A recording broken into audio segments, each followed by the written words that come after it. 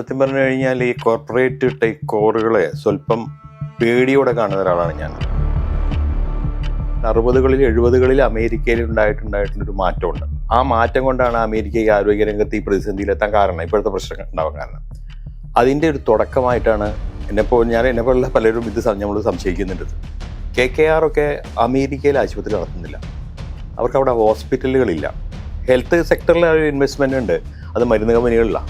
ഇപ്പോൾ അവർ ഒന്നിപ്പോഴും ചെയ്തിട്ടുള്ളത് പോലെ ഡയറക്റ്റായിട്ട് ആശുപത്രികളിൽ ഇൻവെസ്റ്റ്മെൻ്റ് ഇല്ല. അമേരിക്കയിൽ 34 കോടി ജനങ്ങളുണ്ട്. അതിലിപ്പം 8 കോടി ജനങ്ങൾക്ക് ഇൻഷുറൻസ് ഇല്ല. എന്ന് വെച്ച് കഴിഞ്ഞാൽ ഈ 8 കോടി ആൾക്കാർക്ക് അസുഖം വന്നാൽ ചികിത്സയില്ല. ഇവിടെ ചികിത്സ കിട്ടണമെങ്കിൽ ഇൻഷുറൻസ് വേണം എന്നുള്ളൊരു ക്ലോസ് എന്തിനാ? കുറച്ച് കഴിയുമ്പോൾ ഒരു ഘട്ടം വരും, ഇതില്ലാണ്ട് ട്രീറ്റ്മെൻറ്റ് ഇല്ല എന്നുള്ളൊരു ഘട്ടം വരും. സംശയിക്കേണ്ട വരും. മാൻഡേറ്ററി ആയിട്ട് വേണം. ഈ മാൻഡേറ്ററി ആയി കഴിഞ്ഞാൽ പിന്നെ നമ്മുടെ കഴുത്ത് അവരുടെ കക്ഷത്താണ്, ഇൻഷുറൻസ് കമ്പനിയുടെ കക്ഷത്താണ്. അവൻ പറയുന്നതാണ് പ്രീമിയം. ഇപ്പോൾ പണം കൊടുത്ത് ചികിത്സിക്കാൻ കഴിവുള്ളവർ എന്തോ ആയിക്കോട്ടെ, അവനൊക്കെ ഇൻഷുറൻസ് ഉണ്ടാവും കേട്ടോ. ഞാൻ അതും പറഞ്ഞുതരാം. അവനൊക്കെ ഇൻഷുറൻസ് എടുത്തിട്ടായിരിക്കും ഇരിക്കുന്നത്. ഈ സാധാരണക്കാരുടെ കാര്യമാണ്. നമുക്ക് ഈ ഇൻഷുറൻസ് ഇല്ലെങ്കിൽ ചികിത്സ ഇല്ല എന്നുള്ള രീതിയിലേക്ക് നാട് നിർത്തിയാൽ നമ്മുടെ ആരോഗ്യരംഗം നശിച്ചു എന്ന് തന്നെ പറയാൻ പറ്റുള്ളൂ. അന്ന് കേരളത്തിലാകെ ഞാനൊക്കെ പഠിക്കുന്ന കാലത്ത് 4 മെഡിക്കൽ കോളേജുകളുള്ളൂ. പക്ഷേ ഈ 4 മെഡിക്കൽ കോളേജിലും സെൻറ്റർ ഫോർ എക്സലൻസുകളായിരുന്നു. വളരെ വിദഗ്ധന്മാരായിട്ടുള്ള പ്രൊഫസേഴ്സ്, വളരെ അങ്ങേയറ്റം മിടുക്കരായിട്ടുള്ള ഡോക്ടേഴ്സ്. ഇപ്പോൾ കുറേ മാറ്റങ്ങൾ വന്നിട്ടുണ്ട് ക്വാളിറ്റിയിൽ. ഈ 5 വലിയ മെഡിക്കൽ കോളേജ് ഉണ്ടായിരുന്ന ഇതിപ്പോൾ 14 മെഡിക്കൽ കോളേജുകൾ ഉണ്ടാക്കിയിട്ട് ഈ 14 സൗകര്യം ഉണ്ടാക്കുന്നതിന് പകരം ഈ 5 അങ്ങോട്ട് പിച്ചിട്ട് സ്റ്റാഫിനെയും ഒക്കെ അങ്ങോട്ട് ഡിവൈഡ് ചെയ്ത് 14 ഉണ്ടാക്കി. സൗകര്യങ്ങളിലും ക്വാളിറ്റിയിലും ഈ ഫണ്ട് അലോട്ട്മെൻറ്റിലും ഒക്കെ ഒരുപാട് സ്റ്റാഫും ഇല്ല. അനാസ്ഥയും കോംപ്ലിക്കേഷൻ തമ്മിൽ വേർതിരിച്ചിട്ട് അത് മീഡിയക്ക് പോലും അറിയില്ല. അതാണ് മാക്സിമം പറഞ്ഞു കഴിഞ്ഞാൽ. ഇപ്പം മര്യാദയ്ക്ക് ഒരു പേഷ്യൻറ്റിനെ എക്സാം ചെയ്യാൻ 10-15 മിനിറ്റ് വേണം. 1 മണിക്കൂറിൽ 5 മണിക്കൂറിൽ 30 പേഷ്യൻ്റാണ് സമാധാനത്തോടു കൂടി നോക്കാൻ ഒരാൾക്ക് പറ്റുക. ഈ സ്ഥാനത്ത് ഇയാൾ നോക്കുന്നത് 200-300 അപ്പോൾ പിന്നെ എന്താവും, കുറേ കഴിയുമ്പോഴേക്ക് ഡോക്ടർക്ക് ഭ്രാന്താവും. പേഷ്യൻ്റ് എന്തെങ്കിലും ചൊറിഞ്ഞു വർത്താനം പറഞ്ഞാൽ ദേഷ്യം വരും. മനുഷ്യനല്ലേ, ആളില്ലാത്ത പ്രശ്നമില്ല. PSC ലിസ്റ്റിലൊക്കെ ഡോക്ടർമാർ ഇപ്പോൾ ഇറങ്ങി പോവാൻ റെഡിയാണ്. കാരണം ജോലിയില്ലേ, ഡോക്ടർമാർസ് ഉണ്ടെന്ന് ഇപ്പോൾ ജോലിയില്ലാത്തൊരു കാലത്തേക്ക് എത്തിക്കാൻ തുടങ്ങിയ കാര്യങ്ങൾ. എല്ലാറ്റിലും ആ മൊറാലിറ്റിയിൽ ഒരു കുറവുണ്ടല്ലോ, വന്നിട്ടുണ്ടല്ലോ. അത് ഒരു സമൂഹം എന്നുള്ള നിലയിൽ ഡോക്ടർമാരുടെ ഇടയിലുണ്ട്. ഡോക്ടർമാരുടെ ഇടയിലും കമ്മീഷൻ വാങ്ങിക്കുന്നവരുണ്ട്. സത്യമായിട്ടുള്ള കാര്യമാണത്. ആശുപത്രികളും കമ്മീഷൻ കൊടുക്കുന്നവരുണ്ട്.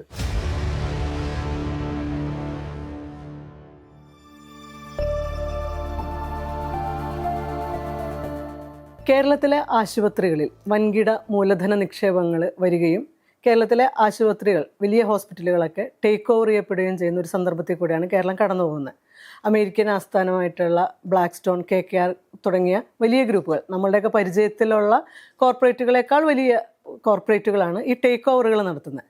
ഇത് കേരളത്തിൽ വലിയ രീതിയിലുള്ള ദൂരവ്യാപകമായിട്ടുള്ള ഇമ്പാക്റ്റ് ഉണ്ടാക്കാൻ സാധ്യതയുള്ള ഒന്നായിട്ടാണ് വിലയിരുത്തപ്പെടുന്നത്. കാരണം ഇതിൻ്റെ ഒരു ആരോഗ്യരംഗത്തെ ഒരു കൾച്ചറിനെയും ആരോഗ്യരംഗത്തെ രാഷ്ട്രീയത്തെയും ഒക്കെ പലതരത്തിൽ ബാധിക്കാനുള്ളൊരു സാധ്യതയുണ്ട്. അപ്പോൾ ഒരു ഹോസ്പിറ്റൽ നടത്തി പരിചയമുള്ള ഒരാളെന്നുള്ള രീതിയിലും കൂടി കേരളത്തിൽ നടക്കുന്ന ഈ വ്യാപകമായ ടേക്ക് ഓവറിനെ, അത് ഇപ്പോൾ വലിയ ഹോസ്പിറ്റലുകളെയാണ്, ചെറിയ ഹോസ്പിറ്റലുകളെയും നോട്ടമിട്ടിട്ടുണ്ട് എന്നാണ് പറയപ്പെടുന്നത്. ഈ ടേക്ക് ഓവറുകളെ താങ്കൾ എങ്ങനെയാണ് കാണുന്നത്? സത്യം പറഞ്ഞു കഴിഞ്ഞാൽ ഈ കോർപ്പറേറ്റ് ടേക്ക് ഓവറുകളെ സ്വല്പം പേടിയോടെ കാണുന്ന ഒരാളാണ് ഞാൻ. കാരണം നമ്മുടെ ആരോഗ്യരംഗത്ത് കേരളം നമുക്കറിയാം വളരെ ഞാൻ ഇന്ത്യയുടെ മൊത്തമായിട്ടുള്ള, കാരണം ഈ ആരോഗ്യരംഗത്ത് സംസാരിക്കുമ്പോൾ കേരളമായിട്ടും ഇന്ത്യയായിട്ടും തന്നെ കാണണം. കാരണം അത്ര വ്യത്യാസങ്ങളുണ്ട് പല കാര്യങ്ങളിലും. പ്രത്യേകിച്ച് നമ്മളെ ഹെൽത്ത് ഇൻഡെക്സുകളിൽ എല്ലാം ഒരുപാട് വ്യത്യാസങ്ങളുണ്ട്. കേരളത്തിൻ്റെ ഒരു സെപ്പറേറ്റ് ആയിട്ട് തന്നെ നമ്മൾ കാണേണ്ടതുണ്ട്. അപ്പോൾ ഇപ്പം നമ്മൾ കൈവരിച്ചിട്ടുള്ള ഒരുപാട് നേട്ടങ്ങളുണ്ട്. എന്ന് വെച്ച് കഴിഞ്ഞാൽ കേരള മോഡൽ എന്ന് പറഞ്ഞാൽ WHO തന്നെ അംഗീകരിച്ചിട്ടുള്ളത് എന്ന് വെച്ച് കഴിഞ്ഞാൽ വളരെ കുറഞ്ഞ പെർ ക്യാപിറ്റ ഇൻകം വെച്ചുകൊണ്ട് കേരളം ഈ നേട്ടങ്ങളൊക്കെ കിട്ടിയ ഒരു പ്രതിഭാസമായിട്ടാണ് ലോകം മുഴുവൻ കേരളത്തിൻ്റെ ഇത് കാണുന്നത്. അപ്പോൾ അതിനെല്ലാം കൂടിയുള്ള ഒരു വലിയൊരു പ്രശ്നത്തിലേക്ക് ഇത് പോകുമോ എന്നുള്ളൊരു വലിയൊരു സംശയം എൻ്റെയൊക്കെ മനസ്സിലുണ്ട്. കാരണം ഇതിപ്പോൾ പണ്ട് അമേരിക്കയിൽ സംഭവിച്ചിട്ടുള്ള ഒരു മാറ്റം ഇപ്പോൾ നമുക്കറിയാം. ഇപ്പോൾ നമുക്ക് എല്ലാവർക്കും അറിയാം, അമേരിക്കയിൽ ഇപ്പോൾ ഒരാൾക്ക് ഒരു ചികിത്സ കിട്ടാനുള്ള പ്രയാസം എന്തുമാത്രം ഉണ്ടെന്നുള്ളത് നമുക്ക് എല്ലാവർക്കും അറിയാം. ആ മാറ്റത്തിൽ അമേരിക്കയിൽ എന്ന് വെച്ച് കഴിഞ്ഞാൽ 60കളിൽ 70കളിൽ അമേരിക്കയിൽ ഉണ്ടായിട്ടുള്ളൊരു മാറ്റമുണ്ട്. ആ മാറ്റം കൊണ്ടാണ് അമേരിക്കയ്ക്ക് ആരോഗ്യരംഗത്ത് ഈ പ്രതിസന്ധിയിലെത്താൻ കാരണം, ഇപ്പോഴത്തെ പ്രശ്നം ഉണ്ടാവാൻ കാരണം. അതിൻ്റെ ഒരു തുടക്കമായിട്ടാണ് ആണോ എന്ന് എന്നെപ്പോലുള്ള പലരും ഇത് നമ്മൾ സംശയിക്കുന്നുണ്ട്. എങ്ങനെയൊക്കെയാണ് വരിക എന്നുള്ളത് ഇപ്പോൾ നമുക്ക് മുൻകൂട്ടി അങ്ങ് പറയാൻ പറ്റില്ല. എന്നാലും എൻ്റെയൊക്കെ മനസ്സിൽ ഇത് വളരെ ഒരു ഭയമാണ് ഉണ്ടാക്കുന്നത് ഈ ടേക്ക് ഓവർ. കേരളം പോലെ താരതമ്യേന ചെറിയൊരു സംസ്ഥാനത്ത് ഇത്തരത്തിലുള്ള ഒരു വലിയ ടേക്ക് ഓവർ വരുമ്പോൾ മറ്റു പല സംശയങ്ങൾക്കും കാരണമാവുന്നുണ്ട്. ഇത്രയും വലിയ കമ്പനികൾക്ക് ഒരു ഹോസ്പിറ്റൽ ബിസിനസ്സിനെ ഇവിടത്തേക്ക് ആകർഷിക്കുന്നുണ്ടെങ്കിൽ അതിന് തക്കതായിട്ടുള്ളൊരു രോഗാതുരമായ അവസ്ഥ കേരളത്തിൽ നിലനിൽക്കുന്നുണ്ടോ എന്നുള്ളതാണ്. ആരോഗ്യമേഖല നോക്കുകയാണെങ്കിൽ കേരളത്തിൻ്റെ ഒരുപാട് ഇൻഡിക്കേറ്റേഴ്സ് ലോകോത്തരമാണ്. ലോകത്തിൽ തന്നെ ഏറ്റവും മുൻപന്തിയിൽ നിൽക്കുന്ന ഇൻഡിക്കേറ്റേഴ്സാണ് കേരളത്തിനുള്ളത്. പക്ഷേ ഈ ഒരു ഇങ്ങനെ ഒരു ബിസിനസ്സിലേക്ക് വൻകിട കമ്പനികളെ ആകർഷിക്കണമെങ്കിൽ അതിന് തക്ക രോഗാതുരത കേരളത്തിൽ നിലനിൽക്കുന്നുണ്ടോ എന്നുള്ളതും ഒരു ചോദ്യമാണ്. നമുക്കെല്ലാവരും ഇപ്പോൾ കേട്ടിട്ടുള്ള 2-3 പേരുകളുണ്ട്. KKR, അതേപോലെ ബ്ലാക്ക് സ്റ്റോൺ എന്നൊക്കെ പറയുന്ന കമ്പനികളാണ് ഇപ്പോൾ ഈ ടേക്ക് ഓവറുകൾ നടത്തിയിരിക്കുന്നത്. ഇപ്പം ഇവരൊക്കെ എന്ന് വെച്ച് കഴിഞ്ഞാൽ ഇത് നമ്മൾ ആദ്യം മനസ്സിലാക്കേണ്ട ഇതൊന്നും നമ്മളെന്നൊക്കെ ഇപ്പോൾ ഒരു അദാനിയെന്നോ അംബാനി എന്നൊക്കെ പറയുന്ന രീതിയിലുള്ളൊരു പിന്നെ കോർപ്പറേറ്റ് അല്ല. അതിൻ്റെ അപ്പുറത്തുള്ളൊരു $1 ട്രില്യൺ ഫണ്ടുകളുള്ള ആൾക്കാരാണ്. എന്ന് വെച്ച് കഴിഞ്ഞാൽ ഇന്ത്യയുടെ മൊത്തം ബഡ്ജറ്റിനെക്കാട്ടിലും ബഡ്ജറ്റുള്ള കമ്പനികളാണ് ഇവരൊക്കെ. ഇപ്പോൾ ഇത് ഇറങ്ങിയ പിന്നെ ഞാനൊക്കെ കുറച്ച് അന്വേഷിച്ച് നോക്കുമ്പോൾ ഈ KKR ഒക്കെ അമേരിക്കയിൽ ആശുപത്രി നടത്തുന്നില്ല. അവർക്ക് അവിടെ ഹോസ്പിറ്റലുകളില്ല. ഹെൽത്ത് സെക്ടറിൽ ഒരു ഇൻവെസ്റ്റ്മെൻ്റ് ഉണ്ട്, അത് മരുന്ന് കമ്പനികളിലാണ്.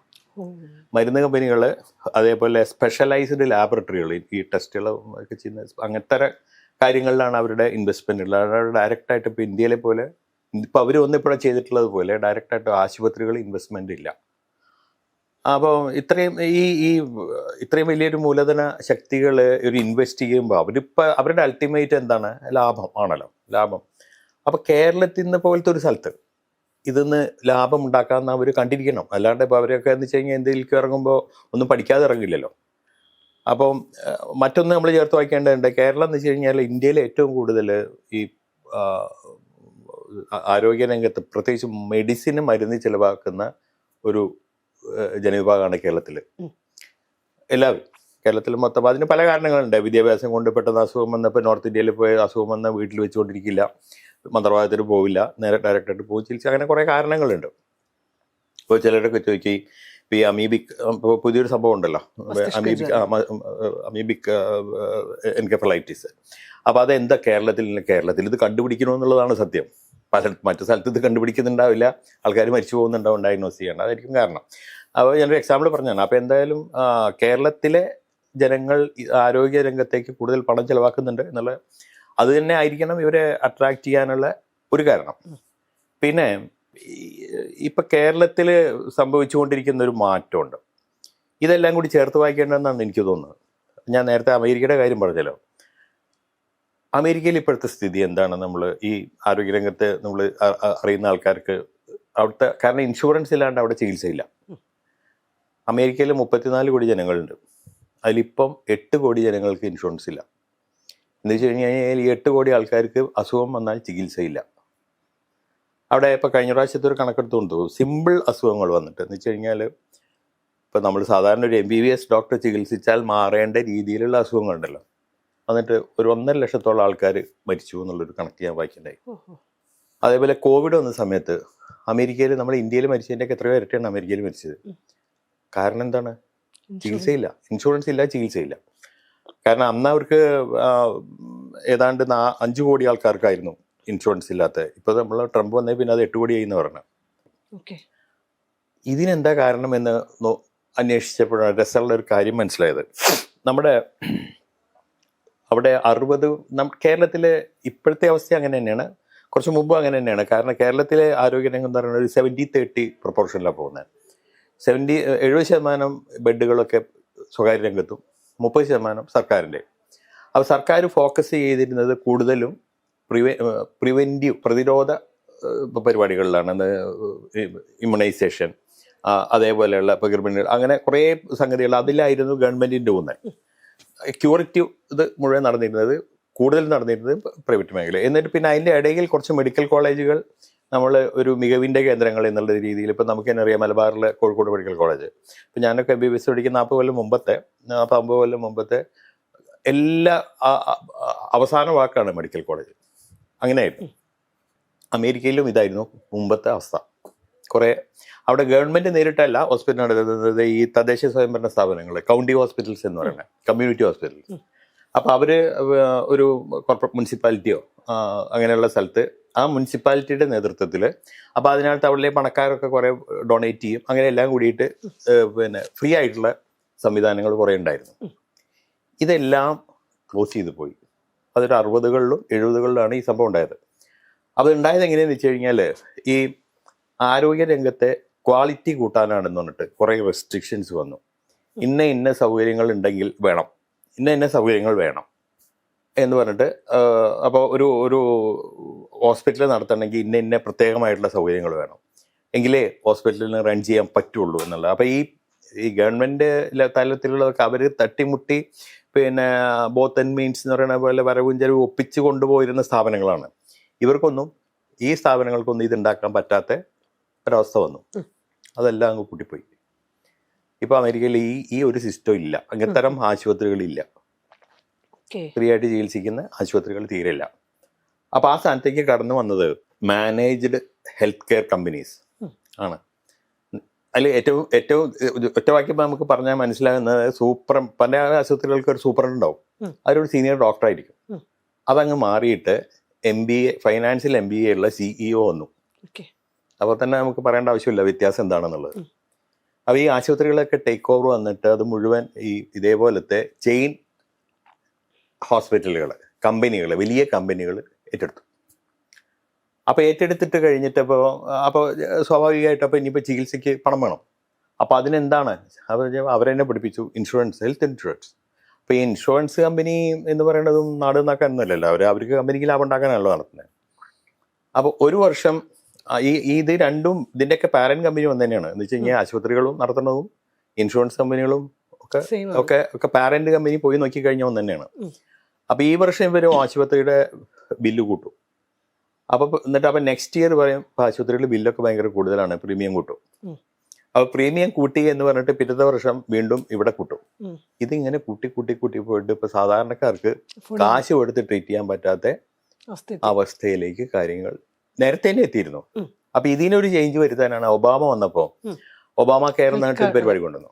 അത് വെച്ച് കഴിഞ്ഞാൽ അതിനകത്ത് ഏറ്റവും സാമ്പത്തികമായിട്ട് പുറകിൽ നിൽക്കുന്ന ആൾക്കാർക്ക് സർക്കാർ കുറച്ച് ആനുകൂല്യം കൊടുത്ത്, അപ്പോഴും ഇൻഷുറൻസ് ഉണ്ട് കേട്ടോ, ഇൻഷുറൻസ് സർക്കാർ കോഴ്സ് കൊടുക്കുന്നത് എന്നുള്ള ഒരു രീതിയിൽ കൊണ്ടുവന്ന് അപ്പൊ ആൾക്കാർക്ക് താഴെക്കരയിലുള്ളവർക്ക് കുറെ സമാധാനം ഉണ്ടായിരുന്നു. ട്രംപ് വന്ന ഉടനെ അത് ആദ്യം ചെയ്ത പരിപാടി എടുത്തു കളയല. ഇപ്പൊ അയാൾ വന്ന് ഒന്നും കൂടി ചെയ്തു, മെഡിക്കെയ്ഡ് എന്ന് പറഞ്ഞിട്ട് വേറെ കുറച്ച് എമർജൻസികൾക്കൊക്കെ പണം കൊടുക്കുന്ന ട്രീറ്റ്മെന്റുകൾ അതും ഇപ്പൊ നിർത്തിത്തറ ഇപ്പൊ പുതിയതായിട്ട് വന്നു. അപ്പോൾ മനസ്സിലാക്കേണ്ടത് അവിടുത്തെ ഇത്തരം സെറ്റപ്പുകൾ ഇത് നശിപ്പിച്ചത് ഇത്തരം ഒരു റെസ്ട്രിക്ഷൻ വന്നിട്ടാണ്. എന്ന് വെച്ച് കഴിഞ്ഞാൽ മിനിമം ക്വാളിറ്റി ഇമ്പ്രൂവ്മെന്റ് എന്ന് പറഞ്ഞിട്ട് കൊണ്ടുവന്ന, അത് പുറത്തുനിന്ന് കേൾക്കുമ്പോൾ നല്ലൊരു കാര്യമാണ് അല്ലേ. നമ്മൾ ആശുപത്രിക്കൊക്കെ നല്ല സ്റ്റാൻഡേർഡ് ഉണ്ടാക്കുക എന്ന് പറഞ്ഞ് കേൾക്കുമ്പോൾ നമുക്ക് നല്ല കാര്യമാണ്. പക്ഷെ അത് എക്സ്ക്ലൂഡ് ചെയ്യുന്നതാണ് പ്രശ്നം. ഏതാണ്ട് ഒരു സംഭവം അതുപോലെയുള്ളൊരു സംഭവം, അതുപോലെ അല്ലെങ്കിലും ഏതാണ്ട് അതുപോലെയുള്ളൊരു സംഭവം നമ്മൾ കേരളത്തിൽ നടക്കുന്നുണ്ട്, പലരും മനസ്സിലാകുന്നില്ല എന്നുള്ളതാണ് വാസ്തവം. നമ്മളിവിടെ ക്ലിനിക്കൽ എസ്റ്റാബ്ലിഷ്മെന്റ് ബിൽ എന്ന് പറഞ്ഞിട്ടൊരു ബില്ല് പാസ്സായിരിക്കുന്നുണ്ട്. ഇത് ശരിക്കും പറഞ്ഞു കഴിഞ്ഞാൽ 2010 തോന്നുന്നു, ഗുലാം നബി ആസാദ് ആരോഗ്യമന്ത്രി ആയിരിക്കുന്ന സമയത്ത് അത് വന്നത്, കേന്ദ്രം പാസ്സാക്കിയത്.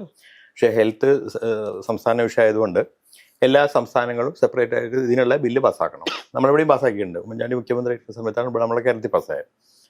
ഇതിനകത്ത് കുറേ റെസ്ട്രിക്ഷൻസ് ഉണ്ട്. എന്ന് വെച്ച് കഴിഞ്ഞാൽ ആശുപത്രികളും ക്ലിനിക്കൊക്കെ നടത്തണമെങ്കിൽ ഇന്ന സംവിധാനങ്ങൾ വേണം എന്നുള്ള രീതിയിലുള്ള കുറേ റെസ്ട്രിക്ഷൻ. അപ്പോൾ സ്വാഭാവികമായിട്ടും IMA അതിനകത്ത് ഇടപെട്ടു, കുറേ കേസായി, കുറേ നെഗോഷിയേഷനായി. അപ്പോൾ അതിനകത്ത് ഭയങ്കര രസമുള്ള കുറേ ക്ലോസുകൾ ഉണ്ടായിരുന്നു. ഒരു ഒറ്റയാൾ ക്ലിനിക്ക് നടത്തണമെങ്കിൽ പോലും ഇത്ര സ്ക്വയർ ഫീറ്റുള്ള ഒരു സ്പേസ് വേണം, ഇത്ര സ്ക്വയർ ഫീറ്റുള്ള ഒരു വെയിറ്റിംഗ് ഏരിയ വേണം, ബാത്റൂം വേണം, ക്വാളിഫൈഡ് നേഴ്സ് വേണം. അപ്പോൾ നമ്മളെ നാട്ടിലെ കേരളത്തിലെ ഈ ചികിത്സാ ചെലവ് പിടിച്ചു നിർത്തുന്നതിൻ്റെ പ്രധാന സംവിധാനങ്ങൾ എങ്ങനെയാണെന്ന് വെച്ച് കഴിഞ്ഞാൽ ഇത്തരം ചെറുകിട ക്ലിനിക്കുകളും നമ്മുടെ ഫ്രണ്ട്ലി നെയ്ബർഹുഡ് ഹോസ്പിറ്റൽസ് എന്ന് പറയും. നമ്മൾ അവരുടെ അടുത്തുള്ള ചെറുകിട ആശുപത്രികൾ, ഒരു 10, 25, 30 ബെഡുള്ള 3-4 ഡോക്ടർമാരുള്ള അത്തരം ആശുപത്രികളാണ് സാധാരണക്കാരൻ്റെ സാധാരണ അസുഖങ്ങൾ ചികിത്സിച്ചുകൊണ്ടിരുന്നത്. അപ്പോൾ ഇത്തരം സാധനങ്ങളൊന്നും നടത്താൻ പറ്റാത്തൊരവസ്ഥ. ഓക്കെ. അപ്പോൾ അതിനെതിരെ ഇപ്പോൾ ഗവൺമെൻറ് കുറേ വിട്ടുവീഴ്ചക്കൊക്കെ തയ്യാറായി. 20 ബെഡുള്ള ആശുപത്രി, വൺ മാൻ ഷോ, ഒരു ഡോക്ടർ മാത്രമുള്ള ചെറിയ നഴ്സിംഗ് ഹോമുകൾക്കൊന്നും ഇത് വേണ്ട, രജിസ്ട്രേഷൻ വേണ്ട എന്നുള്ള രീതിയിലൊക്കെ തീരുമാനം എപ്പോഴും നടപ്പിലായിട്ടില്ല. ഇപ്പോഴും അതിങ്ങനെ കേസും റിട്ടും ഒക്കെ ആയിട്ട് അങ്ങനെ നിൽക്കണത്. അതിനകത്ത് അതിൽ ചില രസകരമായ ക്ലോസുകളുണ്ട്. ഉദാഹരണം, ഇപ്പോൾ എൻ്റെ ഹോസ്പിറ്റൽ നമ്മളത് 140 ബെഡുള്ള ഒരു മീഡിയം ഹോസ്പിറ്റലാണ്, ചെറിയൊരു ഹോസ്പിറ്റലാണ്. ഈ ഫ്രണ്ട്ലി നൈബർഹുഡ് ഹോസ്പിറ്റലിൽ പെടുത്താവുന്നത്. അതിന് ഈ ക്ലിനിക്കൽ എസ്റ്റാബ്ലിഷ്മെൻറ്റിൽ ഒരു ക്ലോസ് ഉണ്ടായിരുന്നു, എമർജൻസി എല്ലാ സ്ഥലത്തും ചികിത്സിക്കണം. ശരി, നല്ല കാര്യമാണ്. പക്ഷേ എമർജൻസി അതിനൊരു കൊടുക്കുന്ന ഇത് ഇങ്ങനെയാണ്, ഇവരുടെയൊക്കെയുള്ള പരിപാടികൾ ഇങ്ങനെയാണ്. ഒരു ക്ലോസ് ഉണ്ട്, എമർജൻസി ആയിട്ട് വരുന്ന ഒരു പേഷ്യൻറ്റിനെ സ്റ്റെബിലൈസ് ചെയ്തിട്ട് വേണം റെഫർ ചെയ്യുക എന്നുള്ളത്, വേറെ വലിയ സ്ഥലത്ത് എത്തിക്കുക എന്നുള്ളത് ഈ ആശുപത്രിയുടെ ഉത്തരവാദിത്തം. പിന്നെ ഒരു ഉദാഹരണം പറഞ്ഞത്, അപ്പോൾ ഒരു പയ്യൻ ബൈക്കിൽ നിന്ന് വീണു, ഇവിടെ കൊണ്ടുവന്നു, നാട്ടുകാരെ കൊണ്ടുവന്നു. ഇവൻ അബോധാവസ്ഥയിലാണ്, ഹെഡ് ഇഞ്ചുറി, തലയ്ക്ക് പരിക്ക് പറ്റിയിട്ടുണ്ട്. ഈ തലയ്ക്ക് പരിക്ക് പറ്റിയവനെ സ്റ്റെബിലൈസ് ചെയ്യണമെങ്കിൽ ഏറ്റവും ആദ്യം ചെയ്യേണ്ടത് അവൻ ആദ്യം വെന്റിലേറ്ററിലാക്കണം ഫസ്റ്റ്. അപ്പോൾ ഈ ആശുപത്രിയിൽ വെന്റിലേറ്റർ വേണം, കാഷ്വാലിറ്റിയിൽ വെന്റിലേറ്റർ വേണം. വെന്റിലേറ്റർ വാങ്ങി വെച്ചാൽ ഇപ്പോൾ 7 ലക്ഷം കൊടുത്താൽ വെന്റിലേറ്റർ കിട്ടും. പക്ഷെ ഇത് പ്രവർത്തിപ്പിക്കണ്ടേ, അതിനാൾ വേണ്ടേ? ഈ നാട്ടിൻപുറത്തൊക്കെ ഈ വെന്റിലേറ്റർ നോക്കാൻ പറ്റുന്ന ഡോക്ടർമാരും നഴ്സുമാരും വേണ്ടേ? കഴിഞ്ഞില്ല. ഇവനെ സ്റ്റെബിലൈസ് ചെയ്തിട്ട് പിന്നെ അതിനുള്ള സൗകര്യമുള്ള സ്ഥലത്ത് എത്തിക്കണം. ആംബുലൻസ്, ഇതിന് സൗകര്യമുള്ള വെന്റിലേറ്റർ സൗകര്യമുള്ള ആംബുലൻസ് വേണം. ഇത് എത്ര പേർക്ക് സാധിക്കും? അപ്പോൾ കോടികൾ മുടക്കേണ്ടി വരും. അപ്പോൾ ഇവർക്ക് പറ്റില്ല. എന്ത് സംഭവിക്കും? അവർ കൂട്ടി പോകും. അതാണ്. അപ്പോൾ അതിൻ്റെ അർത്ഥം ഫൈനലി ഇത്തരം സ്ഥാപനങ്ങൾ നിലനിൽക്കില്ല. അപ്പോഴാണ് ഈ ഇത്തരം ആൾക്കാർ നിങ്ങളുടെ ആശുപത്രി കൊടുക്കണോ എന്ന് ചോദിച്ചുകൊണ്ട് വരിക. അപ്പോൾ ഒരു വേഗം കൊടുക്കുമല്ലോ. വൻകിടക്കാരന് പ്രശ്നമില്ല. കാരണം ഇവനൊരു ഏരിയയിൽ 10 ആശുപത്രി ഉണ്ടെങ്കിൽ ഇവർക്ക് വെന്റിലേറ്റർ സൗകര്യമുള്ള ഒരു ആംബുലൻസ് ഉണ്ടായാൽ മതി എല്ലായിടത്തും. ഇത് ഈ വലിയ വെന്റിലേറ്റർ ഇവർക്ക് ഇതിന് സൗകര്യമുള്ള, അപ്പോൾ ഇന്ന ആശുപത്രിയിൽ ഒരു ഹെഡ് ഇഞ്ചുറി വന്നിട്ടുണ്ട് എന്ന് പറഞ്ഞു കഴിഞ്ഞാൽ ഒരു അരമണിക്കൂറിൽ അവിടെ എത്താൻ പറ്റുന്ന രീതിയിലുള്ള ഒരു സെറ്റപ്പ് അവരുണ്ടാക്കാൻ പ്രശ്നമില്ല. സർക്കാർ ആശുപത്രികൾ, PHCകൾ കേരളത്തിൽ ഈ ഒരു നെറ്റ്വർക്ക് ഗംഭീരമായിട്ട് നടന്നുകൊണ്ടിരിക്കുന്ന ഒരു സംവിധാനവും കൂടി. അത്തരം നെറ്റ്വർക്കിൽ ഈ ഒരു ഡിമാൻഡ് ഉണ്ട്. അവിടെ ഈ സർക്കാർ ആശുപത്രികളിലും ഇത്തരം സംവിധാനങ്ങൾ വേണമെന്നാണ്. കാരണം ഇപ്പം ഗവൺമെന്റിന്റെയും രജിസ്ട്രേഷൻ വേണമെന്നാണ്. പക്ഷെ അതിനകത്ത് എന്റെ ക്ലോസിൽ എന്തോ ചെറിയ ഡിഫറൻസ് ഉണ്ടെന്ന് തോന്നുന്നു. അപ്പൊ ഈ ചെറുകിട ഹോസ്പിറ്റലുകളിൽ നിലവിൽ ഇപ്പോൾ ഇത്തരം സംവിധാനങ്ങൾ ഇല്ലല്ലോ. ഇല്ല. അതുണ്ടാക്കി എടുക്കുക എന്ന് പറയുന്നത് പിന്നെ ഇവൻ കണ്ടമാനം ലോണും കാര്യങ്ങളൊക്കെ എടുത്തിട്ട് ചെയ്യേണ്ടി വരും. ചെയ്തു കഴിഞ്ഞാൽ അവന്റെ ഫൈനാൻസ് താളം തെറ്റും. അല്ലെങ്കിൽ പേഷ്യന്റ് ട്രീറ്റ്മെന്റിന്റെ കോസ്റ്റ് കൂടും. ഇപ്പൊ ഇതേപോലെ ഇപ്പൊ നമ്മളിപ്പോ ഒരു 1 കോടിയോ 2 കോടിയോ ലോൺ എടുത്താലേ അത് തിരിച്ചടയ്ക്കണ്ടേ? സ്വാഭാവികമായിട്ടും ആ ട്രീറ്റ്മെന്റ് കോസ്റ്റ് കൂടും, ബില്ല് കൂടും. നിങ്ങളൊക്കെ ഈ ഹോസ്പിറ്റലുകൾ തുടങ്ങുന്ന കാലത്ത്, അതായത് 10, 30, 35 വർഷങ്ങൾക്ക് മുമ്പുള്ള കാലം വെച്ച് കമ്പയർ ചെയ്യുന്ന സമയത്ത് ഇപ്പോൾ ഇത്തരം ചെറിയ ഹോസ്പിറ്റലുകളുടെ എണ്ണത്തിൽ, ഡെൻസിറ്റിയിൽ കുറവ് സംഭവിക്കുകയാണോ ചെയ്തിട്ടുള്ളത്? അതിന്റെ റേഷ്യോ എന്ന് വെച്ച് കഴിഞ്ഞാൽ ഇപ്പൊ ഏതാണ്ട് നാളെ IMAയുടെ ഒരു കണക്കുണ്ട്. 8,000-ഓളം ചെറുകിട ആശുപത്രികൾ ഉണ്ടായിരുന്ന സ്ഥലത്ത് അതിനകത്ത് ഇപ്പൊ പകുതിയിൽ താഴെയുള്ളൂ. ക്ലിനിക് ടൈപ്പ് ചെറുകിട ആശുപത്രികൾ. അതിനുള്ള ഒന്നാമത്തെ റീസൺ ഇത് മാത്രമല്ല, അതിന് വേറെയും കുറേ കാരണങ്ങളുണ്ട് കേട്ടോ. കാരണം ഒരുപാട് നിയമങ്ങൾ ഇപ്പം തന്നെ നമുക്ക് ഏതാണ്ട് ഒരു 10-30 സ്റ്റാറ്റ്യൂട്ടറി നിയമങ്ങൾ ഒരു ഹോസ്പിറ്റലിന് പാലിക്കേണ്ടതുണ്ട്. ഇപ്പോൾ നമ്മളെ മുനിസിപ്പൽ അല്ലെങ്കിൽ പഞ്ചായത്ത് ലൈസൻസ് തുടങ്ങി, ലേബർ ഡിപ്പാർട്ട്മെൻറ്റ്, ഇലക്ട്രിക്കൽ ഇൻസ്പെക്ടറേറ്റ്, പിന്നെ പൊല്യൂഷൻ കൺട്രോൾ ബോർഡ്, ഡ്രഗ്, ഇങ്ങനെ കുറേ സ്റ്റിപ്പുലേഷൻസ് ഉണ്ട്. അപ്പം അതിൻ്റെയൊക്കെ പുറത്താണ് ഇപ്പോൾ ഈ പറഞ്ഞ CE വരുന്നത്. ഇതിൻ്റെയൊക്കെ അപ്പുറത്താണ് വരുന്നത്.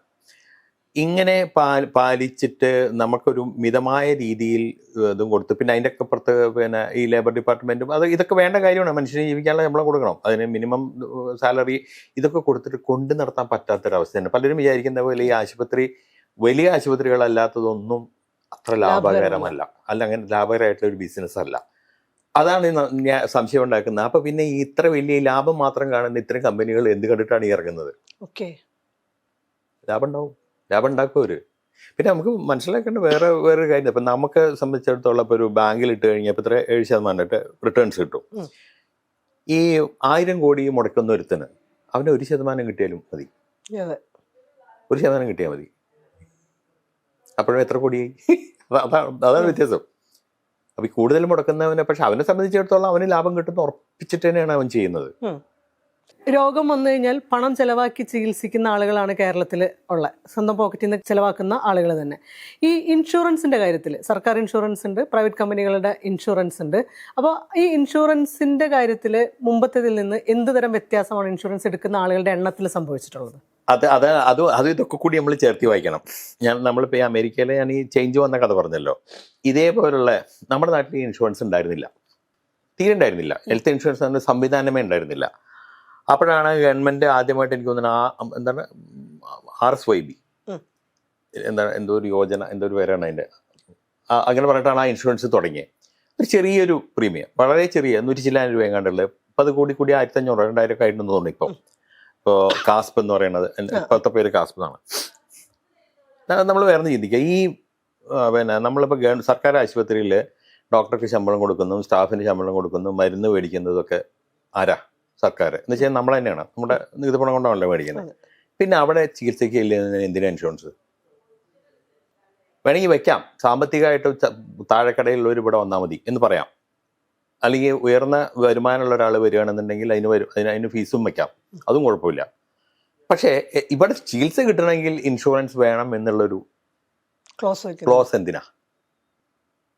അതാണ് ഇപ്പം എന്ന് വെച്ച് കഴിഞ്ഞാൽ ഇപ്പം നമ്മളെ ഹെൽത്ത് ഇൻഷുറൻസ് എടുക്കാൻ ഇപ്പം പഠിപ്പിച്ചുകൊണ്ടിരിക്കുകയാണ് എല്ലാവരും പഠിപ്പിച്ചുകൊണ്ടിരിക്കുക. കുറച്ച് കഴിയുമ്പോൾ ഒരു ഘട്ടം വരും, ഇതില്ലാണ്ട് ട്രീറ്റ്മെന്റ് ഇല്ല എന്നുള്ളൊരു ഘട്ടം വരും, സംശയിക്കേണ്ട വരും, മാൻഡേറ്ററി ആയിട്ട് മാറും. ഈ മാൻഡേറ്ററി മാറി കഴിഞ്ഞാൽ പിന്നെ നമ്മുടെ കഴുത്ത് അവരുടെ കക്ഷത്ത, ഇൻഷുറൻസ് കമ്പനിയുടെ കക്ഷത്ത, അവൻ പറയുന്നതാണ് പ്രീമിയം. ഇപ്പം തന്നെ നമുക്കറിയാം പല ആൾക്കാർക്കുള്ള ദുരനുഭവങ്ങൾ നമ്മളിപ്പോൾ മീഡിയയിൽ കൂടെയൊക്കെ ഒന്ന് വായിച്ചാലറിയാം. ഇപ്പോൾ ഒരാൾ എഴുതി വെച്ചു, അയാൾക്ക് എന്തോ പനി വന്നു, അത്ര 3 ദിവസം ഹോസ്പിറ്റലിൽ അഡ്മിറ്റ് ചെയ്തു, ഇൻഷുറൻസിന് ക്ലെയിം കൊടുത്തു കഴിഞ്ഞപ്പോൾ കമ്പനി അത് നിരസിച്ചു എന്ന്. കാരണം പറഞ്ഞത് ഇത് അഡ്മിറ്റ് ചെയ്യേണ്ട ആവശ്യം ഉണ്ടായിരുന്നില്ല എന്ന്. എങ്ങനെയുണ്ട്? അപ്പോൾ ഡോക്ടറല്ല തീരുമാനിക്കേണ്ടത്, ഇൻഷുറൻസിൻ്റെ ആളാണ്. എന്ന് വെച്ച് കഴിഞ്ഞാൽ ഇപ്പോൾ ഒരു വണ്ടിക്ക് തട്ടിയിട്ട് അവിടെ പോയി ഇന്ന സാധനങ്ങൾ മാറ്റണം എന്ന് പലപ്പോഴും അവർ പറയും, ഇത് മാറ്റേണ്ട, അത് പഴയ തന്നെ വെച്ചാൽ അവർ ഇൻഷുറൻസിൻ്റെ അവർ പറയും കമ്പനിക്കാരൻ. അതേപോലെ മനുഷ്യൻ്റെ കാര്യത്തിലാവുകയാണ്. ചികിത്സിക്കുന്നത് ആരാപ്പോൾ? ഡോക്ടറല്ല പറയുന്നത്, ഇൻഷുറൻസ് കമ്പനിയുടെ മാനേജറാണ്. ഏത് ചികിത്സിക്കണം, എന്ത് ചികിത്സിക്കണം, ഇങ്ങനെ പോയി കഴിയുമ്പോഴത്തെ ശരിക്കും വെച്ച് കഴിഞ്ഞാൽ നമ്മളെ പേടിപ്പെടുത്തുന്ന രീതിയിലാണ് ഇതിൻ്റെ പോക്ക്. നമ്മൾ റോബിൻ കുക്ക് എന്ന് പറഞ്ഞിട്ടൊരു ഓതറുണ്ട്, അയാളൊരു ഡോക്ടറാണ്, അമേരിക്കയിലെ ഡോക്ടർ, ഇംഗ്ലീഷ് നോവലിസ്റ്റാണ്. മെഡിക്കൽ ത്രില്ലറിൻ്റെ ലോകത്തിലെ തലതൊട്ടപ്പനാണ്. ഭയങ്കര രസമാണ്, പ്രത്യേകിച്ച് ഡോക്ടർ ഈ മെഡിക്കൽ ഫീൽഡായിട്ട് ബന്ധമുള്ള ആൾക്കാർക്ക് ഭയങ്കരമായിട്ട് ഇഷ്ടപ്പെടുന്നത്. ഞാനൊക്കെ അയാളുടെ ഒരു ആരാധകനെന്ന് പറയാം. അദ്ദേഹത്തിൻ്റെ പുസ്തകങ്ങൾ വായിച്ച് അദ്ദേഹം ഈ ഒരു അനുഭവം കാരണം കൊണ്ട് ഈ പണി ഉപേക്ഷിച്ച് നോവലിസ്റ്റായിട്ട് മാറിയ ഒരാളാണ്. ഡോക്ടർ പണി ഉപേക്ഷിച്ചിട്ട് ഇതായിട്ടുള്ള ഈ സംഭവമായിട്ട് മാനസികമായിട്ട് ഒത്തുപോകാൻ പറ്റാത്തതുകൊണ്ട്. അപ്പോൾ അദ്ദേഹത്തിൻ്റെ ചില നോവലുകളിൽ ഇതുണ്ട്, അതൊക്കെ ഇവിടെയും സംഭവിക്കുക. എന്ന് വെച്ച് കഴിഞ്ഞാൽ ഈ ഇൻഷുറൻസ് കമ്പനികൾ അവരുടെ ലാഭം നോക്കിയിട്ട് ഇപ്പോൾ ഈ കുറേ ചില ക്യാൻസറുകൾ ഭയങ്കര ഇതുള്ള ചിലവ് വരുന്ന ട്രീറ്റ്മെൻറ്റുള്ള ഇൻഷുറൻസ് എടുത്തു കഴിഞ്ഞാൽ പിന്നെ മുഴുവൻ കൊടുക്കണമല്ലോ. അപ്പോൾ ഈ ഭയങ്കര എന്ന് വെച്ച് കഴിഞ്ഞാൽ കോസ്റ്റ്ലി ട്രീറ്റ്മെൻറ്റ് വരുന്ന, ഇപ്പം നമ്മളവിടെ തന്നെ ഉണ്ട് ചില രോഗങ്ങൾ, ഇപ്പോൾ മറ്റേ മസ്കുലർ ഡിസ്ട്രോഫിക് SMA എന്ന് പറയുന്ന ഒരു അതിനൊക്കെ ഇപ്പോൾ 14 കോടി, അതേപോലെ ഹ്യൂജ് ചിലവ് വരുന്ന രോഗങ്ങളുള്ള ആൾക്കാരെ ഈ ആശുപത്രിയിൽ നിന്ന് തന്നെ പതുക്കെ ആരും അറിയാണ്ട് തട്ടിക്കളയുക. കാരണം ഇവൻ കൊല്ലങ്ങളോളം ഇത്രയും വിലപിടിപ്പുള്ള സാധനങ്ങൾ കൊടുക്കണം, അതിനേക്കാളും ഭേദമല്ലേ അവനോട് ഒഴിവാക്കുകയാണെങ്കിൽ. അല്ല, ഇതൊരു അയാളെ ഭാവനയിലുണ്ടായതാണ്. നടക്കാം, അറിയാൻ പറ്റില്ല, നടക്കാം. ഇത്തരം ഈ ക്രോണിക് ആയിട്ടുള്ള ദീർഘകാലം ട്രീറ്റ്മെന്റ് വേണ്ടി വരും, അത് വളരെ കോസ്റ്റ്ലി ആയിട്ടുള്ള മരുന്നുകളൊക്കെ ആവശ്യമുള്ള ഒരു പേഷ്യന്റിനെ പതുക്കേണ്ട ഒഴിവാക്കുന്നതാണല്ലോ അവന് ലാഭം. അവിടേക്കൊന്നും അത് പറഞ്ഞല്ലോ, ഇതൊക്കെ ആലോചിച്ചാൽ പേടിയാവും. അവിടേക്കാണ് കാര്യങ്ങളുടെ പോക്ക്. കോഴിക്കോടും ഇപ്പൊ ധാരാളം വലിയ ഹോസ്പിറ്റലുകളുടെ ടേക്ക് ഓവർ നടന്നിട്ടുണ്ടല്ലോ. കോഴിക്കോട് മാത്രമല്ല all over Kerala, through out Kerala നടക്കുന്നുണ്ട്. ഇപ്പൊ നമ്മളിപ്പോ ട്രിവാൻഡ്രത്ത് കിംസിന് 5 ഹോസ്പിറ്റൽ ഉണ്ട്. കിംസ് ടേക്ക് ഓവറായി. പിന്നെ നമ്മൾ അറിയപ്പെടുന്നതിന് മിംസ് ടേക്ക് ഓവറായി. മിംസ് അവിടെയൊക്കെ ഉണ്ടല്ലോ, ആസ്ട്രോ നെറ്റ്വർക്ക് ആണല്ലോ. കണ്ണൂരുണ്ട്, കൊട്ടക്കലുണ്ട്, ഇതെല്ലാം കൂടി നയിച്ച് ടേക്ക് ഓവറായി. പിന്നെ കാലിക്കറ്റിൽ പക്ഷേ സിറ്റിയിലെ ഇപ്പം മേജർ ഹോസ്പിറ്റൽസ് എല്ലാം ടേക്ക് ഓവറായി. മൈത്ര, മിംസ്, ബേബി എല്ലാം ടേക്ക് ഓവറായി. ഇപ്പം നമ്മളൊക്കെ എല്ലാവർക്കും പണ്ടൊക്കെ വിചാരിച്ചിരുന്നു ഇംഗ്ലണ്ടിലും അമേരിക്കയിലൊക്കെയാണ് ചികിത്സ ഭയങ്കര സൗകര്യം. അതല്ല എന്നുള്ളത് ഇപ്പം നമുക്ക് ഇപ്പം ഈ സോഷ്യൽ മീഡിയ ഒക്കെ നോക്കുന്ന ആൾക്കാർക്ക് അറിയാം. കാരണം അവിടെയുള്ള ആൾക്കാർ എനിക്കൊരു പനി വന്നതിൻ്റെ ശേഷം ഒരു ഡോക്ടറെ കാണാൻ പെട്ട പാട് എന്നൊക്കെ പറഞ്ഞിട്ട് ഈ വെസ്റ്റിൽ പോയിട്ട് ജോലി ചെയ്യുന്ന മലയാളികൾ ഓരോരുത്തർ പറയുന്നത് എന്ന് വെച്ച് കഴിഞ്ഞാൽ ഇപ്പം നാളെ ഒരാളുടെ ഞാൻ കണ്ടു, അയാൾക്ക് സ്കിന്നിന് എന്തോ ഒരു പ്രശ്നം. അപ്പോൾ ഇവർ അവിടെ നിന്നും ആൾക്കാർ ഒരുമാതിരി വന്ന ചെറിയ അസുഖത്തിനൊന്നും ഡോക്ടറെ കാണാൻ പോവില്ല, കാരണം അത്ര പാടാണ് അവിടെ. സ്കിൻ സ്പെഷ്യലിസ്റ്റിനെ കാണാൻ ഇയാൾക്ക് അപ്പോയിൻമെന്റ് കിട്ടിയത് 8 മാസം കഴിഞ്ഞിട്ട്. 8 മാസം കഴിഞ്ഞിട്ട് അപ്പോയിൻമെന്റ് കിട്ടിയത്. അപ്പോൾ ഇതേപോലെയാണ് അവിടുത്തെ എല്ലാ കാര്യങ്ങളും. നമ്മളിപ്പോൾ ഒരു ഡോക്ടറുടെ അപ്പോയിൻറ്റ് സ്പെഷ്യലിസ്റ്റ് നമ്മുടെ കേരളത്തിൽ ഇപ്പോൾ നമ്മളെ കോഴിക്കോട് നിങ്ങൾക്ക് ഇപ്പോൾ രാവിലെ എണീറ്റ് ഇപ്പോൾ തലവേദന വന്നു, അപ്പോൾ നിങ്ങൾക്ക് തോന്നുകയാണ് എനിക്ക് എന്തൊരു ന്യൂറോളജിസ്റ്റിനെ കാണാമല്ലോ, ഉറപ്പായിട്ടും കാണാം. മാക്സിമം വന്ന ഒരു 400-500 രൂപ കൺസൾട്ടിങ് ഫീസ് കൊടുത്തു കഴിഞ്ഞാൽ ചിലപ്പോൾ ഭയങ്കര തിരക്കുള്ള ഒരു ഹോസ്പിറ്റലാണെന്നുണ്ടെങ്കിൽ അപ്പുറത്ത് അല്ലെങ്കിൽ അതിൻ്റെ അപ്പുറത്തെ 100 കണക്കിന് ന്യൂറോളജിസ്റ്റുകളുണ്ട് ഇവിടെ തന്നെ. അല്ലെങ്കിൽ അവർ വീട്ടിൽ പോയി കാണാം. എന്തായാലും നിങ്ങൾക്ക് സെയിം ഡേ കാണാമല്ലോ. അമേരിക്കയിൽ അത് നടക്കില്ല. അമേരിക്ക മാത്രമല്ല, വെസ്റ്റിൽ ഒരുമാതിരി സ്ഥലത്തൊന്നും നടക്കില്ല. എന്ന് വെച്ച് കഴിഞ്ഞാൽ ഇവർ ആദ്യം ഇപ്പോൾ ഇൻഷുറൻസ് ബേസ് ചെയ്ത് തലവേദനക്കാരന് ന്യൂറോളജിസ്റ്റിനെ കാണാൻ അവർ സമ്മതിക്കില്ല. First you have to go to അവരുടെ GPയുടെ അടുത്ത് പോയി, അപ്പോൾ അയാൾ സാങ്ഷൻ ചെയ്ത് അയാൾ റെഫർ ചെയ്തെങ്കിൽ മാത്രമേ അടുത്ത ഗ്രേഡിലേക്ക് പോകാൻ പറ്റുള്ളൂ. കാരണം നേരിട്ട് ന്യൂറോളജിസ്റ്റിൻ്റെ അടുത്ത് പോയാൽ കമ്പനി കാശ് കൊടുക്കില്ല, അവൻ സ്വന്തം പോക്കറ്റിൽ നിന്ന് എടുത്ത് കൊടുക്കേണ്ടി വരും. അപ്പോൾ നമ്മുടെ നാടാണ് ഭേദം. ഈ ചികിത്സയുടെ കാര്യത്തിൽ നമ്മുടെ നാടാണ്, ഒരു സംശയവും വേണ്ട, നമ്മുടെ നാടാണ്. നമ്മളിവിടെ നമ്മളിപ്പോൾ സർക്കാരിൻ്റെ ആശുപത്രികളിലെ അനാസ്ഥ എന്നൊക്കെ പറഞ്ഞിട്ടൊക്കെ പറയും. പക്ഷെ ഇത്രയും കുറഞ്ഞ ചെലവിൽ ഇത്രയും നല്ല ട്രീറ്റ്മെൻറ്റുകൾ കിട്ടുന്ന സ്ഥലം ഇന്ത്യയാണ് ഏറ്റവും ബെസ്റ്റ്. അതിൽ ഒരു സംശയവും വേണ്ട. അതിൽ കേരളമാണ് ബെസ്റ്റ്. കാരണം നമ്മുടെ കേരളത്തിൽ ജനങ്ങൾ ചോദ്യങ്ങൾ ചോദിക്കുന്നത് കൊണ്ട് വടക്കോട്ടൊക്കെ പോയി കഴിഞ്ഞാൽ സിറ്റികളിലുണ്ടെന്നല്ലാണ്ട് റൂറൽ ഏരിയയിലൊക്കെ കാര്യമൊക്കെ ഭയങ്കര കഷ്ടമാണെന്നാണ് പറയുന്നത്, വളരെ കഷ്ടമാണെന്നാണ് പറയുന്നത്.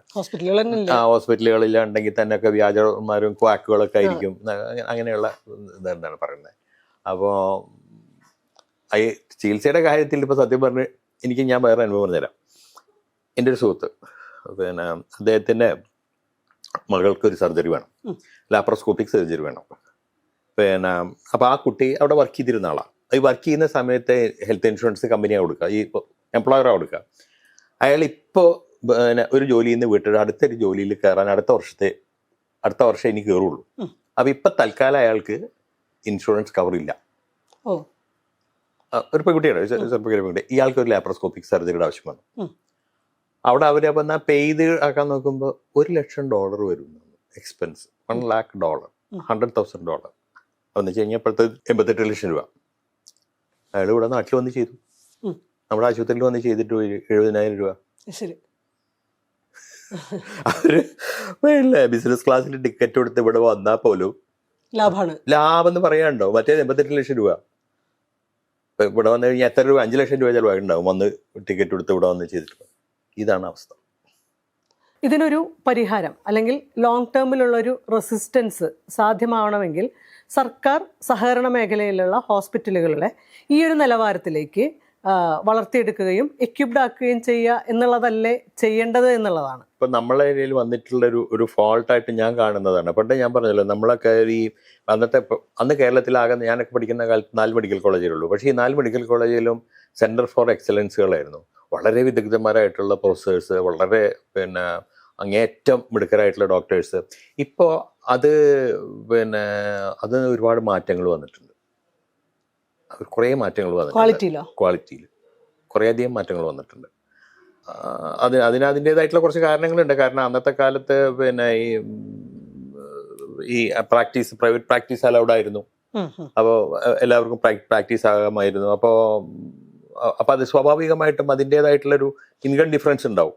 അപ്പോൾ വളരെ മിടുക്കറ്റായിട്ടുള്ള ആൾക്കാർ ഇപ്പോൾ പലരും മെഡിക്കൽ കോളേജിൽ കാരണം അതിൻ്റെ 3 ഇരട്ടി പ്രൈവറ്റിൽ പോയാൽ കിട്ടും. അപ്പോൾ അതിൻ്റെ ഒരു പ്രശ്നമുണ്ട്. പിന്നെ കേരളത്തിൽ തമ്മിലുള്ള വേറെ പ്രശ്നം എവിടെയെന്ന് വെച്ച് കഴിഞ്ഞ് കഴിഞ്ഞാൽ ഈ 4-5 മെഡിക്കൽ കോളേജുകൾ പിന്നീടായി, തൃശ്ശൂരടക്കം കൂട്ടി 5 വലിയ മെഡിക്കൽ കോളേജ് ഉണ്ടായിരുന്ന ഇതിന് ഇപ്പോൾ 14 മെഡിക്കൽ കോളേജുകൾ ഉണ്ടാക്കിയിട്ട് ഈ 14 സൗകര്യം ഉണ്ടാക്കുന്നതിന് പകരം ഈ 5 അങ്ങോട്ട് പിച്ചിട്ട് സ്റ്റാഫിനെയും ഒക്കെ അങ്ങോട്ട് ഡിവൈഡ് ചെയ്ത് 14 ഉണ്ടാക്കി. ഒരു സൗകര്യങ്ങളിലും ക്വാളിറ്റിയിലും ഈ ഫണ്ട് അലോട്ട്മെന്റിലും ഒക്കെ ഒരുപാട് സ്റ്റാഫും ഇല്ല. അതാണ് പ്രശ്നം. അതിനുള്ള അതാണ് ഇപ്പോൾ കേരളത്തിൽ സംഭവിച്ചിട്ടുള്ളത്. ഇപ്പം നമുക്ക് റെസിസ്റ്റ് ചെയ്യാൻ ഇതിൻ്റെ എങ്ങനെയാണെന്ന് വെച്ച് കഴിഞ്ഞാൽ സർക്കാർ രീതിയിൽ ആശുപത്രികളിൽ ഇപ്പോൾ ഈ പറഞ്ഞ പോലെ എല്ലാ സൗകര്യങ്ങളും ഉണ്ടാക്കി, എന്നിട്ട് അവിടെ ഈ ഇൻഷുറൻസ് നിർബന്ധം വേണമെന്നുള്ള പരിപാടി ഒഴിവാക്കുക. അത് ഒഴിവാക്കിയിട്ട് വേണമെന്നുണ്ടെങ്കിൽ ഇത് ശരിയാണ് എന്ന് വെച്ച് കഴിഞ്ഞാൽ സാമ്പത്തികമായിട്ട് സൗകര്യമുള്ളവൻ പ്രൈവറ്റിൽ പോട്ടെ, കുഴപ്പമില്ല, പ്രൈവറ്റിൽ പോട്ടെ. അപ്പോൾ ഒരു ഫിക്സഡ് ആയിട്ടുള്ള അതിൻ്റെ ആ ഒരു ക്രൈറ്റീരിയ ഫിക്സ് ചെയ്തിട്ട് അതിൽ കൂടുതൽ ഇൻകം ഉള്ളവൻ അവിടെ പിന്നെ സർക്കാരിൽ വേണ്ട. ഇനി വരുന്നുണ്ടെങ്കിൽ അവന് ഫീസ്, ഇനി പ്രൈവറ്റിൻ്റെ അത്ര ഇല്ലെങ്കിലും മാന്യമായിട്ടുള്ള ഒരു ഫീസ് ഏർപ്പെടുത്തുക. കാരണം പണ്ടത്തെ കാലത്തെ പിന്നെ ഞാനൊക്കെ പഠിക്കുന്ന ആ കാലത്ത് പലരും എന്താ വെച്ചാൽ വളരെ സൗകര്യമുള്ള ആൾക്കാരുടെ മെഡിക്കൽ കോളേജിൽ പേഷ്യൻ്റായിട്ട് വരുമായിരുന്നു, വാർഡിലൊക്കെ കിടന്ന് പേഷ്യൻ്റായിട്ട് വരുന്നു. പക്ഷെ അന്നും സർക്കാർ വാങ്ങുന്ന ഫീസ് ചില്ലറ പൈസ ഉണ്ടായിരുന്നല്ലോ. പക്ഷെ അതല്ലാണ്ട് ഒരു മാന്യമായിട്ടുള്ളൊരു ഫീസൊക്കെ വാങ്ങി. അപ്പോൾ അതിനനുസരിച്ച് ഈ ഡോക്ടേഴ്സിനും റെമ്യൂണറേഷനൊക്കെ കൊടുക്കാൻ പറ്റും, കൂട്ടാൻ പറ്റും, ഡോക്ടേഴ്സിനും കൊടുക്കാൻ പറ്റും. അപ്പോൾ അങ്ങനെ ചെയ്തിട്ട് കഴിഞ്ഞാൽ ഈ പ്രൈവറ്റ് ആശുപത്രിയിൽ ഇത്തരം ഈ മൾട്ടി കോർപ്പറേറ്റ് സംഭവങ്ങളെ ആശ്രയിക്കുന്നതിൽ നിന്ന് സാധാരണക്കാരെ ഒഴിവാക്കുക. കാശുള്ളവൻ എന്തോ ആയിക്കോട്ടെ, ഇപ്പം പണം കൊടുത്ത് ചികിത്സിക്കാൻ കഴിവുള്ളവൻ എന്തോ ആയിക്കോട്ടെ, അവനൊക്കെ ഇൻഷുറൻസ് ഉണ്ടാവും കേട്ടോ. ഞാൻ അതും പറഞ്ഞുതരാം, അവനൊക്കെ ഇൻഷുറൻസ് എടുത്തിട്ടായിരിക്കും ഇരിക്കുന്നത്. അപ്പോൾ ഈ സാധാരണക്കാരുടെ കാര്യമാണ്. നമുക്ക് ഈ ഇൻഷുറൻസ് ഇല്ലെങ്കിൽ ചികിത്സ ഇല്ല എന്നുള്ള രീതിയിലേക്ക് നാട് എത്തിയാൽ നമ്മുടെ ആരോഗ്യരംഗം നശിച്ചു എന്ന് തന്നെ പറയാൻ പറ്റുള്ളൂ. ഈ ഇൻഷുറൻസിൻ്റെ ഒരു ലോജിക്ക് എല്ലാവരിലും ഒരുപോലെ വർക്ക് ചെയ്യേണ്ടത് എന്നുള്ളതാണ്. അതായത് സാമ്പത്തികമായിട്ട് ഉന്നതയിൽ നിൽക്കുന്ന ആളുകൾക്ക് ഒരു വർഷം ഇത്ര തുക ഇൻഷുറൻസിന് വേണ്ടി ചിലവാക്കുക എന്ന് പറയുന്നത് ഒരു വിഷയമുള്ള കാര്യമല്ല. പക്ഷേ അപ്പുറത്ത് സാമ്പത്തികമായി താഴെ തട്ടിൽ നിൽക്കുന്ന ആളുകൾക്ക് ചെറിയ പ്രീമിയത്തിൽ ഇതേ ക്വാളിറ്റേറ്റീവ് ആയിട്ടുള്ള ചികിത്സ ലഭ്യമാക്കുക എന്നുള്ളതല്ലേ നടപ്പിലാവേണ്ട ഒരു കാര്യം. ഞാൻ പറയുന്നത് ഈ നല്ല ചികിത്സ പിന്നെ ഇൻഷുറൻസേ ഇല്ലാണ്ട് ഏർപ്പെടുത്തണം ഞാൻ പറയുന്നത്. സൗജന്യമായിട്ട് അത് സർക്കാർ ഇപ്പം ഗവൺമെന്റ് ആശുപത്രികളുണ്ടല്ലോ. ഇപ്പം നമുക്ക് നല്ല ഇപ്പം എന്ന് വെച്ച് കഴിഞ്ഞാൽ ഇപ്പൊക്കെ പഴയ ഗവൺമെന്റ് ആശുപത്രി പോലെ ഒന്നുമല്ല. ഇപ്പം ഞാൻ സർക്കാരിൽ വർക്ക് ചെയ്തിട്ടുള്ള ഒരാളാണ്, 6 കൊല്ലം ഗവൺമെന്റ് ഹോസ്പിറ്റലിൽ വർക്ക് ചെയ്തിട്ടുള്ള ആളാണ്. ആ കാലത്തൊക്കെ ഞാൻ ഗൈനക്കോളജിസ്റ്റ് ആയതുകൊണ്ട് ഇപ്പോൾ സിസേറിയൻ നമ്മൾ തീരുമാനിച്ചു കഴിഞ്ഞാൽ എത്രയും ഒന്നൊരു ലിസ്റ്റ് എഴുതി കൊടുക്കും. അതിനകത്ത് നിന്ന് പിന്നെ സൂചിയും നൂലും ആൻറ്റിബയോട്ടിക് ഇഞ്ചക്ഷനും പിന്നെ IV കൊടുക്കേണ്ട ഫ്ലൂയിഡും ഒക്കെ അവസാനം 2 ലിറ്റർ മണ്ണെണ്ണ ഉണ്ടാവും. ഇത് തിളപ്പിക്കാനും ഇൻസ്ട്രുമെന്റ് തിളപ്പിക്കാനുള്ള സ്റ്റൗ തിളപ്പിക്കാനുള്ള അത്ര ഒരു കാലം ഉണ്ടായിരുന്നു. അവിടെയൊക്കെ ഒരുപാട് മാറി സൗകര്യങ്ങളുടെ കാര്യത്തിൽ.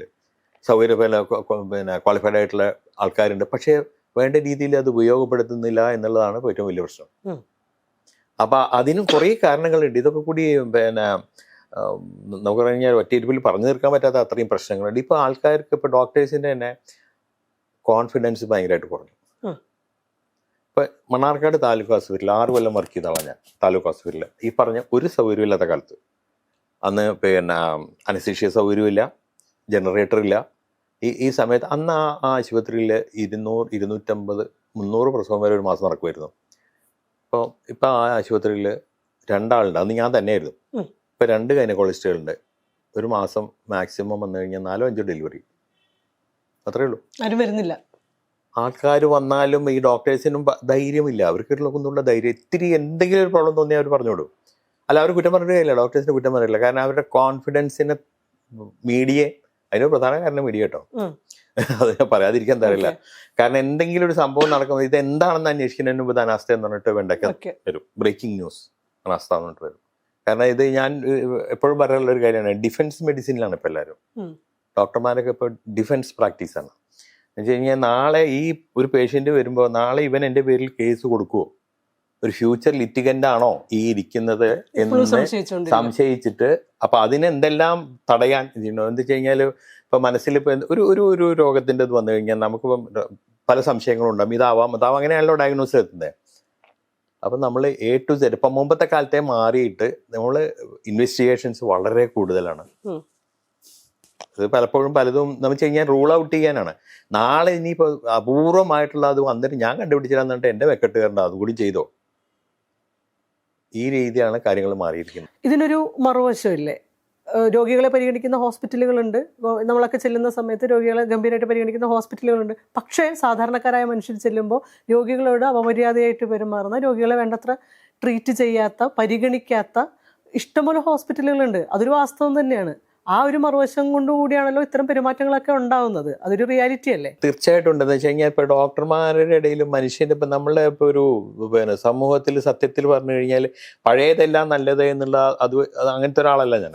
എന്നാലും നമ്മളൊരു മൊത്തത്തിലുള്ള മൂല്യച്യുതി ഉണ്ട് എന്നുള്ള കാര്യത്തിൽ തർക്കമില്ലല്ലോ. ഇല്ല, എല്ലാ രംഗത്തും. അതിപ്പോൾ മൊറാലിറ്റിയിലായാലും ശരി, ഫൈനാൻഷ്യൽ ഡീലിങ്ങിലായാലും ശരി, ഇന്റർപേഴ്സണൽ റിലേഷൻഷിപ്പിലായാലും ശരി, എല്ലാറ്റിലും ആ മൊറാലിറ്റിയിൽ ഒരു കുറവുണ്ടല്ലോ, വന്നിട്ടുണ്ടല്ലോ. അത് ആസ് ഒരു സമൂഹം എന്നുള്ള നിലയിൽ ഡോക്ടർമാരുടെ ഇടയിലും ഉണ്ട്. ഡോക്ടർമാരുടെ ഇടയിലും കമ്മീഷൻ വാങ്ങിക്കുന്നവരുണ്ട്. സത്യമായിട്ടുള്ള കാര്യമാണത്. ആശുപത്രികളും കമ്മീഷൻ കൊടുക്കുന്നവരുണ്ട്. എന്ന് വെച്ച് കഴിഞ്ഞാൽ ഒരു പേഷ്യന്റിനെ റെഫർ ചെയ്താൽ ആ വിട്ട ഡോക്ടർക്ക് കമ്മീഷൻ പോകുന്ന സംവിധാനം കേരളത്തിൽ അത് ഇപ്പോഴും ഉണ്ട്. പക്ഷെ അത് വടക്കേരിയിൽ അത്രയും വ്യാപകമല്ല. എന്നാലും ആംബുലൻസ് ഡ്രൈവർമാർക്ക് കമ്മീഷൻ കൊടുക്കുന്ന ഏർപ്പാടുണ്ട്. സത്യമാണ്. ഇതൊക്കെ ഉള്ള കാര്യങ്ങളാണ്. ഇതൊന്നും ശരിയല്ല. കാരണം ഒരു രോഗി എന്ന് പറയുന്നത് ഇപ്പം ഇപ്പോഴും ഈ വൈദ്യവൃത്തി എന്ന് പറയുന്നത് നമ്മൾ വെറും ഒരു ജോലി അല്ല എന്ന് വിശ്വസിക്കുന്ന ഒരാളാണ് ഞാൻ. ഇപ്പം നമ്മുടെ ജനറേഷൻ കഴിയുമ്പോൾ അതൊക്കെ മാറും. കാരണം ഇപ്പോഴും അത് പ്യുവർ ബിസിനസ് എന്ന് വെച്ച് കഴിഞ്ഞാൽ മറ്റേതും തൊഴിൽ പോലെ ഒരു തൊഴിൽ എന്നുള്ള രീതിയിൽ ഒരു ഹ്യൂമാനിറ്റേറിയൻ ആസ്പെക്ട് അതിനകത്ത് ഉണ്ടെന്ന് കരുതുന്ന ഒരാളാണ് ഞാനൊക്കെ. അപ്പം അതിനകത്തുനിന്ന് മാറ്റം വന്നു തുടങ്ങിയിട്ടുണ്ട്. അപ്പം ആ മാറ്റം ഡോക്ടർമാരെയും ബാധിച്ചിട്ടുണ്ട്. അതിൽ യാതൊരു സംശയമില്ല. അതുകൊണ്ട് തന്നെ പലപ്പോഴും പിന്നെ വേറൊന്ന് ചിലതൊക്കെ നമ്മളിപ്പോൾ ഈ പൊതുജനത്തിന്റെ കണ്ണിൽ അല്ലെങ്കിൽ മീഡിയയുടെ കണ്ണിൽ അനാസ്ഥ എന്ന് പറഞ്ഞ് ഇതാക്കപ്പെടുന്ന ചില സംഗതികൾ പലതും ആക്ച്വലി ഇത് അനാസ്ഥയായിക്കൊള്ളുന്നില്ല. അത് മെഡിക്കൽ കോംപ്ലിക്കേഷൻ ആയിരിക്കും. ഈ മെഡിക്കൽ കോംപ്ലിക്കേഷൻ മുഴുവൻ അനാസ്ഥ എന്ന് പറയുമ്പോൾ അപ്പോൾ ഉള്ള പ്രശ്നം എന്താ വരുന്നതെന്ന് വെച്ച് കഴിഞ്ഞാല് ടോട്ടൽ വിശ്വാസം ഇല്ലാണ്ട് വരികയാണ്. ജനത്തിനും വിശ്വാസം ഇല്ലാണ്ട് വരികയാണ്. ഡോക്ടർമാർക്കും ഡീൽ ചെയ്യാനുള്ള ധൈര്യം ഇല്ലാണ്ട് വരികയാണ്. ഈ ചികിത്സ എന്ന് പറയുന്നത് ഒരു ക്ലാസ്സിൽപ്പെട്ട ആളുകൾക്ക് മാത്രമായിട്ട് പരിമിതപ്പെടുന്ന ഒരവസ്ഥയിലേക്കാണ് പോകുമെന്നാണ് ഞാനൊക്കെ ഭയപ്പെടുന്നത്. അതെ, തീർച്ചയായിട്ടും. കാരണം അതിനും അമേരിക്കയാണ് നമ്മൾ എക്സാമ്പിൾ. നമ്മൾ അമേരിക്കൻ്റെ ആ ആരോഗ്യരംഗത്ത് വന്നിട്ടുള്ള ആ വളരെ മോശമായിട്ടുള്ള ഒരു അവസ്ഥ നമ്മളുടെ ഇവിടെ തുടങ്ങണമെന്നാണ് എനിക്കൊക്കെ പേടിയാ വന്നത്. സത്യം. വേറൊരു സംഗതിയും കൂടെ അല്ലേ, ഇപ്പം നമ്മൾ നേരത്തെ മെഡിക്കൽ ടൂറിസത്തിനെ പറ്റിയിട്ട് പറഞ്ഞു. വെസ്റ്റിൽ മാത്രമല്ല, ഇപ്പോൾ ഗൾഫ് കൺട്രീസിൽ നിന്നൊക്കെ ഇവിടെ ഇഷ്ടംപോലെ ആളുകൾ വന്നിട്ടുണ്ട്. അതിന്റെ സാധ്യതയും കൂടിയാണോ? അത് ഉണ്ടെങ്കിൽ നല്ല കാര്യമാണ് സത്യം പറഞ്ഞു കഴിഞ്ഞാൽ. അപ്പൊ ഞാനൊക്കെ മനസ്സിൽ വിചാരിക്കാറുണ്ട്, നമ്മളിപ്പോ IT കമ്പനികൾ ഇപ്പൊ എറണാകുളത്തും ട്രിവാൻഡ്രത്തും ടെക്നോ പാർക്ക്, ഇൻഫോ പാർക്കൊക്കെ പോലത്തെ പാർക്കുകൾ ഉണ്ടാക്കുന്ന രീതിയിൽ ഗവൺമെന്റ് സ്ഥലം കൊടുത്ത് ഇതേപോലത്തെ കമ്പനികളെ വിളിച്ചു വരുത്തി ഒരു 5 സ്റ്റാറോ 7 സ്റ്റാറോ ഫെസിലിറ്റി ഉള്ള ആശുപത്രികൾ ഉണ്ടാക്കിക്കുക അവരെ കൊണ്ട്. അപ്പോൾ അത് ഇൻവെസ്റ്റ്മെന്റ് ആയി, എത്രയോ പേർക്ക് ജോലിയായി. അത് നല്ലൊരു സംഭവമാണ്. എന്ന് വെച്ച് കഴിഞ്ഞാൽ ഇതേപോലത്തെ മോഡേൺ ടെക്നോളജി വന്നോട്ടെ. നമുക്ക് ഇവിടെ എന്ന് വെച്ച് കഴിഞ്ഞാൽ കേരളത്തിലെ മെഡിക്കൽ രംഗത്ത് മാൻ പവർ ഇഷ്ടം പോലെ ലഭ്യമാണ്. നല്ല മിടുക്കന്മാരായ ഡോക്ടർമാരുണ്ട്, പാരാമെഡിക്കൽസ് ഉണ്ട്, എല്ലാം ഉണ്ട്. അപ്പോൾ അത് ചെയ്യട്ടെ, അത് ഭയങ്കര നല്ലതാണ്. കാരണം അത്യാവശ്യം ഈ പറഞ്ഞ പോലെ അതേപോലത്തെ എന്ന് വെച്ചാൽ വേൾഡ് ക്ലാസ് സൗകര്യങ്ങളുള്ള ക്യാൻസർ ട്രീറ്റ്മെന്റ്, എന്ത് ട്രീറ്റ്മെന്റ് ആയിക്കോട്ടെ, സൗകര്യങ്ങളുള്ള ആശുപത്രികൾ ഉണ്ടാക്കിയാൽ ഈ മെഡിക്കൽ ടൂറിസം നന്നായിട്ട് പ്രൊമോട്ട് ചെയ്യുകയും ചെയ്താൽ നമ്മുടെ ഇവിടെ ഒരുപാട് പേർക്ക് ജോലി കിട്ടും. പിന്നെ ഒരുപാട് മണി വിൽ കം ഇൻ അല്ലേ, ഒരുപാട് പണം തിരിച്ചു. പിന്നെ അതേപോലെ നമ്മുടെ നാട്ടിൽ തന്നെയുള്ള ഇപ്പോൾ ഒരു പാവപ്പെട്ടവനായാലും ശരി, ഒരു തീരെ നിവൃത്തിയില്ലാത്ത അവിടെ മാത്രമേ ലഭ്യമുള്ള ഒരു ചികിത്സ എന്ന് പറഞ്ഞു കഴിഞ്ഞാൽ അവിടെ പോയി ചെയ്യുകയും ചെയ്യാം. അതിനുള്ള സൗകര്യം നാട്ടിൽ ഉണ്ടാവുകയും ചെയ്യും. നല്ല കാര്യമാണ് അങ്ങനെ ചെയ്യുകയാണെങ്കിൽ. അതല്ലാണ്ട് നാട് നീളമുള്ള ഇപ്പോൾ ചെറുകിട ആശുപത്രികളൊക്കെ ഈ $1 ട്രില്യൺ ബിസിനസ് എടുത്തു പോകുക എന്ന് പറഞ്ഞു കഴിഞ്ഞാൽ അത് വേറെ ഇംപ്ലിക്കേഷൻ ഉണ്ടാകും. അത് ഭയങ്കരമായിട്ടുള്ള പ്രശ്നത്തിലേക്കാണ് പോകുന്നത്. ഈ സർക്കാർ ആശുപത്രികളിൽ സ്വകാര്യ മേഖലയുമായിട്ടുള്ള ഒരു കൊളാബറേഷൻ, ഫെസിലിറ്റികളിൽ വൻകിട കോർപ്പറേറ്റുകളുടെ ടേക്ക് ഓവറോ കൊളാബറേഷൻ അല്ല ഉദ്ദേശിക്കുന്നത്, പ്രാദേശികമായിട്ടുള്ള പ്രൈവറ്റ് ആയിട്ടുള്ള ഒരു കൊളാബറേഷന്റെ സാധ്യത എത്രത്തോളം നിലനിൽക്കുന്നത്? അത് നടക്കുന്ന കാര്യമാണെന്ന് എനിക്ക് തോന്നുന്നില്ല. അത് നടക്കുന്ന ഞാൻ എൻ്റെ ഒരു അനുഭവം പറഞ്ഞുതരാം. കഴിഞ്ഞ വർഷമാണ് അവിടെ മണ്ണാർക്കാട് ഗവൺമെൻറ് ആശുപത്രിയിൽ ഒരു ഗൈനക്കോളജിസ്റ്റ് ഉണ്ട്. ഒരു കുട്ടിയുടെ 5-6 വർഷം എക്സ്പീരിയൻസ്, ഭയങ്കര ഒരുപാട് എക്സ്പീരിയൻസ് ഉള്ള ഒരാളല്ല. അയാളൊരു സിസേറിയൻ ചെയ്തു. സിസേറിയനിൽ ഒരു കോംപ്ലിക്കേഷൻ ഉണ്ടായി. അത് വെച്ച് കഴിഞ്ഞാൽ അത് സിസേറിയനിൽ വരാവുന്ന ഒരു ഭയങ്കര ഗുരുമാര് പിടിച്ചൊരു കോംപ്ലിക്കേഷൻ ഉണ്ടായി. അപ്പോൾ ഇയാൾക്ക് ഇത് എന്താ ചെയ്യേണ്ടതെന്ന് അറിയില്ല. ഷി വാസ് അലോൺ, അനസ്തറ്റിസ്റ്റ് ഈ കുട്ടി മാത്രമേ ഉള്ളൂ. അയാൾ എന്നെ വിളിച്ചപ്പോൾ ഞാൻ ചെന്നു ശരിയാക്കിയത്. അമ്മയ്ക്കും കൊച്ചനും കുഴപ്പമില്ലാത്ത രീതിയിൽ പത്രത്തിൽ ന്യൂസൊക്കെ ആയി. കഴിഞ്ഞിട്ട് അത് ഭയങ്കര വിമർശനം എങ്ങനെയാണ് ഈ സർക്കാർ ആശുപത്രിയിൽ പ്രൈവറ്റ് ഡോക്ടർ ശരി. ചെല്ലുന്നത് ഭയങ്കര വിമർശനം. ഭയങ്കര എന്ന് വെച്ച് കഴിഞ്ഞാൽ ചില കോണുകളിൽ നിന്ന്. അപ്പൊ ഇത് നമ്മളെന്ന് വെച്ച് കഴിഞ്ഞാൽ ഒരു മനുഷ്യന്റെ ലൈഫും ഒരു ഡോക്ടറെ സഹായിക്കാൻ ഈ 2 പ്രിൻസിപ്പലാണ് എനിക്ക് കാഴ്ചയിട്ടൊന്നുമില്ല ഞാൻ പോയത്. ഭയങ്കര വിമർശനം. അപ്പൊ എനിക്ക് തോന്നി ഇതിനൊരു നമുക്കൊരു ക്ലാരിഫിക്കേഷൻ വേണമല്ലോ. നാളെ ഇത് ഇതേപോലെ സംഭവിക്കാൻ ഡോക്ടർമാരെ വിളിക്കാം. പിന്നെ ഞാൻ ഇത്രയും സീനിയർ ആയതുകൊണ്ട് ഞാൻ കാണാത്തൊരു കോംപ്ലിക്കേഷനും ഈ ഗൈനക്കോളജി സംബന്ധമായിട്ടില്ലെന്ന് പറയാം. അപ്പൊ ചെന്ന് കഴിഞ്ഞാൽ എനിക്ക് പറ്റുന്നൊരു കാര്യം ലൈഫല്ലേ അത് ഒരു 23 വയസ്സുള്ള കുട്ടിയായിരുന്നു. ഞാൻ അന്ന് ചെന്നില്ലായിരുന്നെങ്കിൽ ഈ ഡോക്ടർക്ക് പിന്നെ ചോയ്സ് എന്താ അറിയോ, അത് എങ്ങനെയെങ്കിലും അടച്ചു കുട്ടി പേഷ്യന്റിനെ പാലക്കാടേക്ക് എവിടേക്കെങ്കിലും കൊണ്ടുപോകണം. പാലക്കാട് പിന്നെ നിയറസ്റ്റ് 40 കിലോമീറ്റർ ട്രാവൽ ചെയ്യണം. ചിലപ്പോൾ ജീവനോടുണ്ടാവില്ല. സിസേറിയൻ പകുതിയാക്കി വെച്ചിട്ട് ആളെ വിട്ടാൽ എങ്ങനെ ഇരിക്കും? അപ്പൊ അങ്ങനത്തെ ഒരു സന്നിഗ്ധ ഘട്ടമായിരുന്നു അത്. അപ്പോൾ ഞാനിത് പിന്നെ വിവരാവകാശം മുഖേന വേറെ ഇതിൽ സർക്കാരിനോട് ചോദിച്ചപ്പോൾ മറുപടി എന്താണെന്ന് വെച്ച് കഴിഞ്ഞാൽ അത് ഈ വരുന്ന ആൾക്കാരുടെ ക്വാളിഫിക്കേഷൻ എന്ന് അറിയില്ലല്ലോ. അവർക്ക് എനിക്ക് കിട്ടിയ മറുപടി ഉള്ളത് സർക്കാരിൽ നിന്ന് കിട്ടിയ മറുപടിയാണ്. ഈ വരുന്ന ആൾക്കാർക്ക് അയാൾ എന്ത് ക്വാളിഫൈഡ് ആണെന്ന് സർക്കാരിന് അറിയില്ലല്ലോ. അത് കാരണം കൊണ്ട് അത് പറ്റില്ല. ഒരു എമർജൻസിയിൽ എന്ന് വെച്ച് കഴിഞ്ഞാൽ അത് ശുദ്ധ പങ്കത്തരാണ്. അത് ഏതോ ക്ലർക്കിന്റെ ബുദ്ധി തോന്നിയ മറുപടി എന്നാണ് എനിക്ക് തോന്നുന്നത്. കാരണം നമ്മുടെ ഈ ഒരു ഹ്യൂമൻ ലൈഫ് നമ്മളൊരു ആസ് എ ഡോക്ടർ പ്രൈമറി ഡ്യൂട്ടിയാണ്. വേറെ ഡോക്ടർ വിളിച്ചാൽ ചെല്ലണം. അത് പ്രൈവറ്റോ ഗവൺമെന്റോ ഒന്നും ഒരു വ്യത്യാസമില്ല. ഒരു പേഷ്യന്റിന്റെ ലൈഫിന് വേണ്ടി നമ്മളുടെ അടുത്ത് ഒരാൾ സഹായം അഭ്യർത്ഥിച്ചാൽ നമ്മൾ പോയേ മതിയാവൂ. എത്തിക്കലാണ് അത്. പോയില്ല എന്നിരുന്നെങ്കിൽ അത് I am doing against ethics. അതും കൂടി വിവരമില്ലാത്ത സർക്കാരാണ്. സർക്കാരെന്ന് ഞാൻ പറഞ്ഞത് പിന്നെ ഇതിനെല്ലാം ഉദ്യോഗസ്ഥന്മാരുടെ കാര്യമാണ് പറഞ്ഞത്. ഞാൻ ചോദിച്ചത് സർക്കാർ തന്നെ മുൻകൈ എടുത്തുകൊണ്ട് ഉള്ള ഒരു പ്രൈവറ്റൈസേഷന്റെ സാധ്യത എന്ന് വെച്ചാൽ ഈ പറയുന്ന വലിയ ടേക്ക് ഓവറുകളെ റെസിസ്റ്റ് ചെയ്യാൻ ജനങ്ങളുടെ പക്ഷത്ത് നിന്നുകൊണ്ട് റെസിസ്റ്റ് ചെയ്യുന്നതിന് വേണ്ടിയിട്ടുള്ള ഈ ഒരു പ്രാദേശികമായിട്ടുള്ള ഒരു കൊളാബറേഷന്റെ സാധ്യതയെ കുറിച്ച് അത് ഈ ക്വാളിറ്റി കൺട്രോള് പിന്നെ വേണം. ക്വാളിറ്റി കൺട്രോൾ വേണം. അത് സത്യമായിട്ടുള്ള കാര്യമാണ്. ക്വാളിറ്റി കൺട്രോൾ വേണം. പക്ഷെ അതൊരു അഫോർഡബിൾ ക്വാളിറ്റി ആയിരിക്കണം.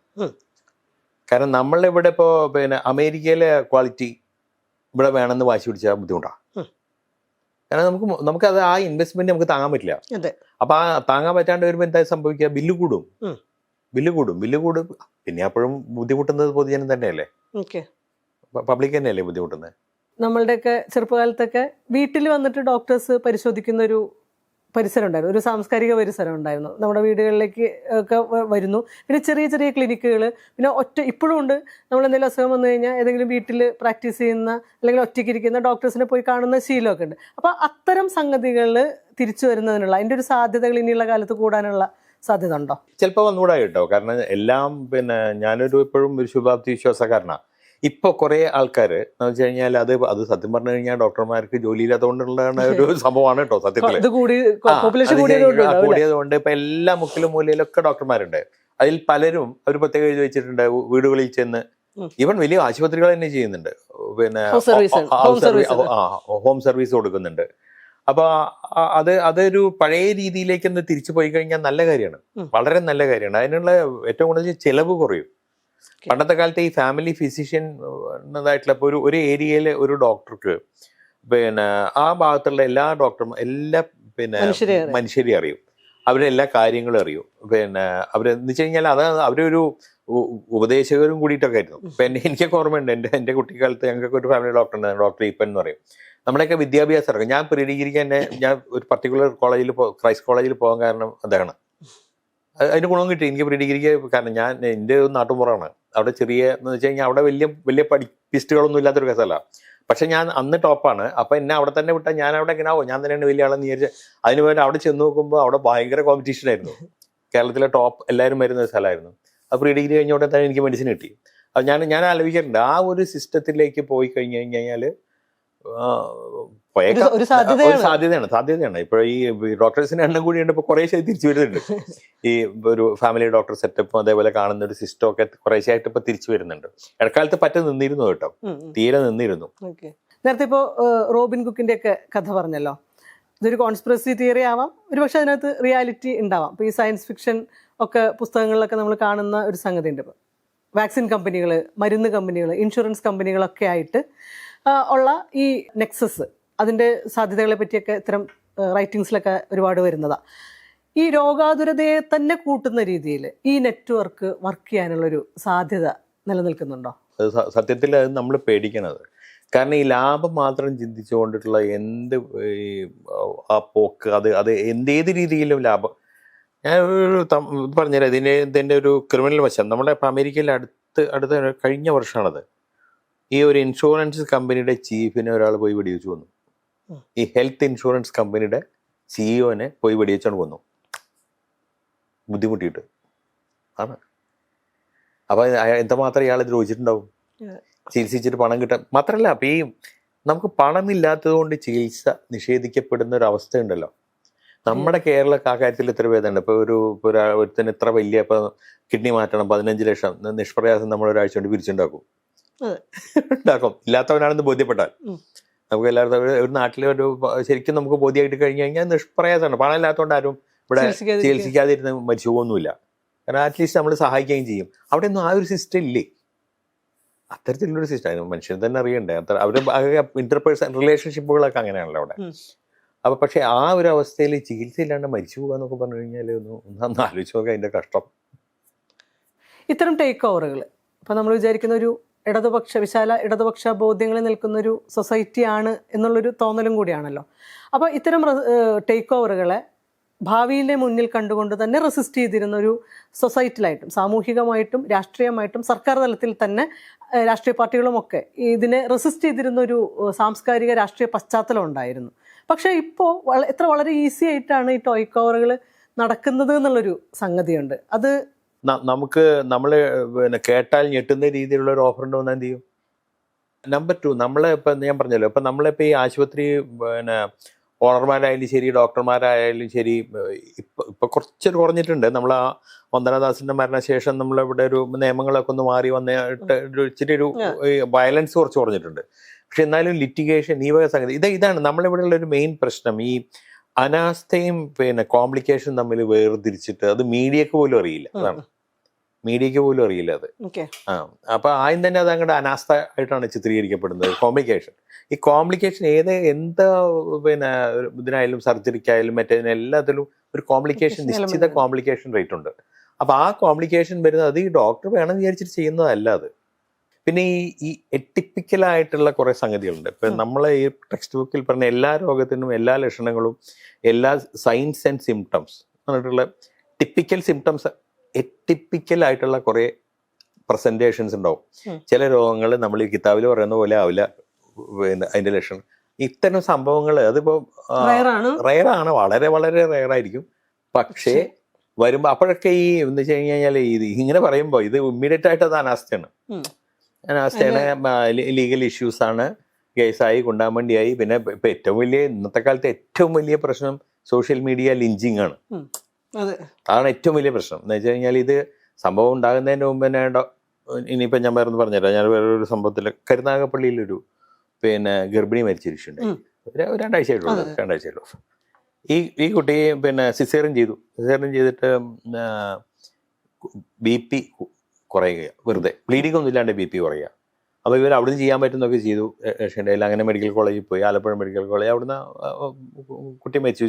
ചെറുപ്പം പെണ്ണാണ്, 2ാമത്തെ പ്രസവമാണ്, മരിച്ചു. ഭയങ്കര ഇഷ്യൂ ആയിരുന്നു. അങ്ങനെ ഭയങ്കര ഇതൊക്കെ. പോസ്റ്റ്മോർട്ടം റിപ്പോർട്ട് വന്നു, പൾമണറി എംബോളിസം എന്ന് പറയുന്നത്. പൾമണറി എംബോളിസം എന്ന് പറയുന്നത് ഈ പൾമണറി ലങ്സിലേക്കുള്ള ആർട്ടറിയിൽ ബ്ലോക്ക് ആയി പോവുക. അത് ഈ പൾമണറി എംബോളിസം സാധാരണ സംഭവിക്കുക ഓപ്പറേഷൻ കഴിഞ്ഞിട്ട് 24 hours കഴിഞ്ഞിട്ടാണ്. അത് റയർ കോംപ്ലിക്കേഷൻ ആണ്, വളരെ സീരിയസ് ആയ കോംപ്ലിക്കേഷൻ ആണ്. സാധാരണ സംഭവിക്കുക 24 മണിക്കൂർ കഴിഞ്ഞിട്ടാണ്. ഇത് ഓൺ ദ ടേബിൾ സംഭവിച്ചു. എന്ത് ചെയ്യാൻ പറ്റും? ഏറ്റവും രസം എന്താണെന്ന് വെച്ച് കഴിഞ്ഞാൽ മെഡിക്കൽ കോളേജ് ചെന്നിട്ട് അവർ അതിനുള്ളൊരു CT ആൻജിയോ എന്നറിയും. അത് ചെയ്തപ്പോൾ സാധാരണ ഇതിൽ ഡയഗ്നോസ് ചെയ്യാൻ അതാ ചെയ്യുക. അതിൽ കണ്ടില്ല, പക്ഷെ പോസ്റ്റ്മോർട്ടത്തിൽ കണ്ടു. സംഭവം എന്നതായിരുന്നു. എന്ത് ചെയ്യാൻ പറ്റും? ഇത് ടോട്ടലി എറ്റിപ്പിക്കൽ പ്രസന്റേഷൻ ആയിരുന്നു. ഡോക്ടർക്ക് ഒന്നും ചെയ്യാൻ പറ്റില്ല. ഡോക്ടർ ടോട്ടൽ നിരപരാധിയാണ്, ഒന്നും ചെയ്യാൻ പറ്റില്ല. എന്ത് ചെയ്യാൻ പറ്റും? ഇതേപോലത്തെ ഓരോന്ന് വരുമ്പോൾ അതാണ് പ്രശ്നം. അത് നമ്മുടെ ആൾക്കാരും അത് മീഡിയ ഒരു പ്രധാന ഘടകമാണ്. ഇപ്പം ഈ ടേക്ക് ഓവർ വ്യാപകമായിട്ട് ചെറുകിട ഹോസ്പിറ്റലുകൾ ഉൾപ്പെടെ നടക്കുന്നുണ്ടെന്നാണ് പറയുന്നത്. ഇപ്പോൾ താങ്കളൊരു ഹോസ്പിറ്റലിൽ നടത്തുന്ന ഒരാളാണ്. അത്തരം ഓഫേഴ്സ് നമുക്കും വന്നിട്ടുണ്ടോ? അത്തരം സംസാരങ്ങളൊക്കെ നടന്നിട്ടുണ്ടോ? കണ്ണുവെച്ചിട്ടുണ്ട്, സംശയമൊന്നുമില്ല. നടന്നല്ലോ. ഞാൻ മനസ്സിലാക്കിയത് വടകരയിലൊരു ആശുപത്രി, ഇതേ ഗ്രൂപ്പ് തന്നെ, വടകരയിലൊരു ആശുപത്രി, പയ്യന്നൂർ ഒരു ആശുപത്രി, പെരുമ്പാവൂര്, അതൊക്കെ ചെറുകിട സാറ്റലൈറ്റ് ടൗണുകളാണല്ലോ, ഒന്നും വലിയ ടൗണുകളല്ലല്ലോ. ഇവിടെയൊക്കെ നടന്നു കഴിഞ്ഞു, ടേക്ക് ഓവറുകൾ നടന്നു കഴിഞ്ഞു. ഇതേ ഗ്രൂപ്പ് തന്നെ, ഇവർ തന്നെ. ഇത്തരം ടേക്ക് ഓവറുകൾ നടന്നു കഴിഞ്ഞാൽ തീർച്ചയായിട്ടും അതിൻ്റെ ക്വാളിറ്റിയിൽ ഫെസിലിറ്റിയിലൊക്കെ വലിയ വ്യത്യാസം വരും എന്ന് തന്നെയാണ്, വരുമല്ലോ സ്വാഭാവികമായിട്ടും. പക്ഷെ അതിൻ്റെ ചെലവിൻ്റെ കാര്യത്തിൽ എന്ത് തരത്തിലുള്ള വർധനവും ഒക്കെയാണ് ഉണ്ടാവാൻ പോകുന്നത്? അവർ ഇരട്ടിയാവും. ഞാൻ മനസ്സിലാക്കിയത് ഒരു ആശുപത്രിയിൽ 400 രൂപ ഉണ്ടായിരുന്ന സൂപ്പർ സ്പെഷ്യലിസ്റ്റിന്റെ കൺസൾട്ടിങ് ഫീസ് 800 ആക്കിയെന്ന ഈ ഒറ്റ ടേക്ക് ഓവറിൽ. അല്ല, അവരുടെ ന്യായം എങ്ങനെയാണ് എന്ന് വെച്ച് കഴിഞ്ഞാൽ, ഇപ്പൊ 400 രൂപ കൊടുത്തിട്ട് ഒരു ദിവസം 30 ആള് വരുന്നു, 800 ആക്കി കഴിഞ്ഞാൽ അത് ചിലപ്പോൾ 25 ആള് വന്നാൽ മതി, ലാഭമാണ്. അത്രയും കറണ്ട് ചെലവ് കുറവ്, എല്ലാം കുറവാണ്, പക്ഷെ ലാഭം കൂടുതലാണ്. അതാണ് അതിന്റെ ആറ്റിറ്റ്യൂഡ്, അതിന്റെ അവരുടെ കണക്കൂട്ടൽ. ഇപ്പൊ എന്ന് വെച്ച് കഴിഞ്ഞാൽ, ഇപ്പൊ നമ്മുടെ ഡിസ്ട്രിക്ട് ഹോസ്പിറ്റലൊക്കെ ഫെസിലിറ്റി ഉണ്ട്, അതില്ലെന്ന് പറഞ്ഞു കഴിഞ്ഞാൽ അത് പണ്ടത്തെ കാലത്തെ കാണാത്ത ആൾക്കാരാണ്. ആശുപത്രിയിൽ ഒന്നുമില്ല, വെറുതെയാണത്. ഇൻഫ്രാസ്ട്രക്ചർ ഇപ്പോഴൊക്കെ ബാത്റൂമുകളൊക്കെ എന്തൊരു വൃത്തിയാണ് കാണാൻ. തിയേറ്റർ, എല്ലാ എക്യുപ്മെന്റ്സ് ഉണ്ട്, സൗകര്യങ്ങളുണ്ട്. എന്തിനധികം ഞാനിപ്പോൾ നമ്മളെ അട്ടപ്പാടിയിൽ ഒരു ട്രൈബൽ ഹോസ്പിറ്റൽ ഉണ്ട്. ഞാൻ അവിടെ ഒരു വെറുതെ ഒന്ന് പോയപ്പോൾ അവിടെ ഡോക്ടർ എപ്പോഴും പറയായിരുന്നു, സാർ വരുമ്പോൾ ഒന്ന് കയറണേ ഞാൻ കയറാം. ഞെട്ടിപ്പോയി ഞാൻ കണ്ടിട്ട്, അവിടുത്തെ സൗകര്യങ്ങൾ കണ്ടിട്ട്. സത്യം, അത്ര സൗകര്യങ്ങളുണ്ട്. അപ്പൊ ഫെസിലിറ്റി ഇല്ല എന്നുള്ളത് ഇതല്ല, പക്ഷെ മാൻ പവർ ഒരു പ്രശ്നമാണ്. ആളില്ലാത്ത പ്രശ്നമല്ല, അപ്പോയിന്റ്മെന്റ് ആണ് പ്രശ്നം. അത് ചിലപ്പോൾ സർക്കാരിന്റെ സാമ്പത്തിക പ്രശ്നമായിരിക്കാം, പക്ഷെ എന്തായാലും അത് ഗൗരവത്തോടെ കണ്ടെന്ന് വെച്ച് കഴിഞ്ഞാൽ വേറെ എന്ത് ഡിപ്പാർട്ട്മെന്റിൽ കൂട്ടുന്നതിനെക്കാട്ടും ഇപ്പോൾ ഒരു സർക്കാർ ഒരു ഡിസ്പെൻസറി അല്ലെങ്കിൽ ഒരു പ്രൈമറി ഹെൽത്ത് സെന്ററിൽ ചെന്ന ഒരു ഡോക്ടർ 200 രോഗികളൊക്കെയാണ് നോക്കുന്നത്. മാക്സിമം പറഞ്ഞു കഴിഞ്ഞാൽ ഇപ്പം മര്യാദയ്ക്ക് ഒരു പേഷ്യന്റിനെ എക്സാം ചെയ്യാൻ 10-15 മിനിറ്റ് വേണം. ഹിസ്റ്ററി ചോദിച്ച് നോക്കി എഴുതി ഇതുണ്ടാക്കാൻ 10-15 മിനിറ്റ് വേണം. ഇപ്പോൾ ഡോക്ടർമാർ 5 മണിക്കൂർ ആണ് അവരുടെ OP ടൈം ഇരിക്കും. ഈ 5 മണിക്കൂറിൽ 15 മിനിറ്റ് പോട്ടെ, 10 മിനിറ്റ് എടുത്താൽ എത്ര പേരെ നോക്കാൻ പറ്റും? ഒരു മണിക്കൂറിൽ 5 മണിക്കൂറിൽ 30 പേഷ്യൻ്റാണ് സമാധാനത്തോടു കൂടി നോക്കാൻ ഒരാൾക്ക് പറ്റുക. ഈ സ്ഥാനത്ത് ഇയാൾ നോക്കുന്നത് 200-300 അപ്പോൾ പിന്നെ എന്താവും, കുറെ കഴിയുമ്പോഴേക്ക് ഡോക്ടർക്ക് ഭ്രാന്താവും. പേഷ്യൻ്റ് എന്തെങ്കിലും എന്ത് ചൊറിഞ്ഞു വർത്താനം പറഞ്ഞാൽ ദേഷ്യം വരും, മനുഷ്യനല്ലേ. അപ്പൊ അത് ഒരിക്കലും അപ്പൊ മാൻ പവർ കൂട്ട് തന്നെ വേണം. അതല്ലാണ്ട് വേറെ ഒരു പോംവഴി അതിനില്ല. പാരാമെഡിക്കൽ, മെഡിക്കൽ, നമ്മളുടെ ആളില്ലാത്ത പ്രശ്നമില്ല. PSC ലിസ്റ്റിലൊക്കെ ഡോക്ടർമാർ ഇപ്പൊ ഇറങ്ങി ക്യൂ ആണ്, ഇടിയാണ്. കാരണം ജോലിയില്ലേ, ഡോക്ടർമാർക്കൊന്നും ഇപ്പൊ ജോലിയില്ലാത്തൊരു കാലത്തിലേക്ക് എത്തിക്കാൻ തുടങ്ങിയ കാര്യങ്ങൾ. ഇപ്പൊ കെട്ടിടങ്ങളൊക്കെ എല്ലാ സ്ഥലത്തും നല്ല സുന്ദര കെട്ടിടങ്ങളായി ഒക്കെ ഉണ്ടായി. പക്ഷെ ഇനി മാൻ പവർ ആണ് പ്രശ്നം, മാൻ പവർ ആണ് മാറേണ്ടത്. അപ്പൊ തന്നെ കംപ്ലൈന്റുകൾ കുറയുമോ? നാച്ചുറൽ ആണല്ലോ, രോഗികൾ സാറ്റിസ്ഫൈഡ് ആവുമല്ലോ. കംപ്ലൈന്റുകൾ കുറയും. കംപ്ലൈന്റുകൾ കുറയുമ്പോൾ ഈ ഡോക്ടർക്കും മനസ്സമാധാനം ഉണ്ടാവും, രോഗിക്കും മനസ്സമാധാനം ഉണ്ടാവും, സൂക്കട് മാറുകയും ചെയ്യും. അങ്ങനെ ഇതിനെ റെസ്റ്റ് ചെയ്യാനേ പറ്റുള്ളൂ. മറ്റേതല്ലെങ്കിൽ കാശുള്ളതും പ്രൈവറ്റിൽ പോയിക്കോട്ടെ, അവൻ 5 സ്റ്റാറോ മറ്റേ 7 സ്റ്റാറോ ഏത് സ്റ്റാറിൽ വേണമെങ്കിലും രീതിയിൽ അമേരിക്കയിലോ പോട്ടെ.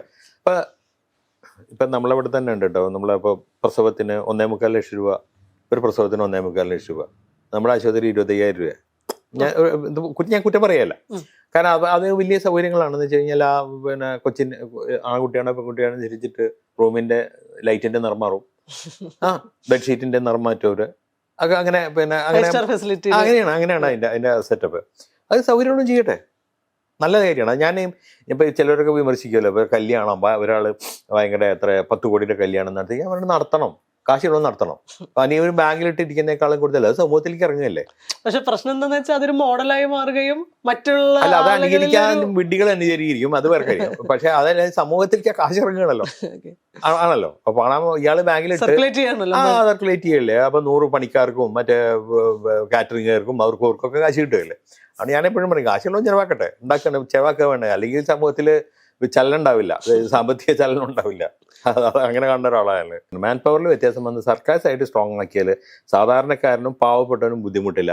മറ്റവൻ കാശുള്ളവൻ എന്തോ ചെയ്തോട്ടെ, അത് അവൻ $1 ട്രില്യൺ ബിസിനസിന്റെ ആശുപത്രിയിലോ $1 ബില്യൺ പോയിക്കോട്ടെ, കുഴപ്പമില്ല.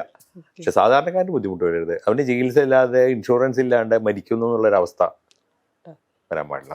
അതിൽ ഒരു സംശയമില്ല കാര്യം.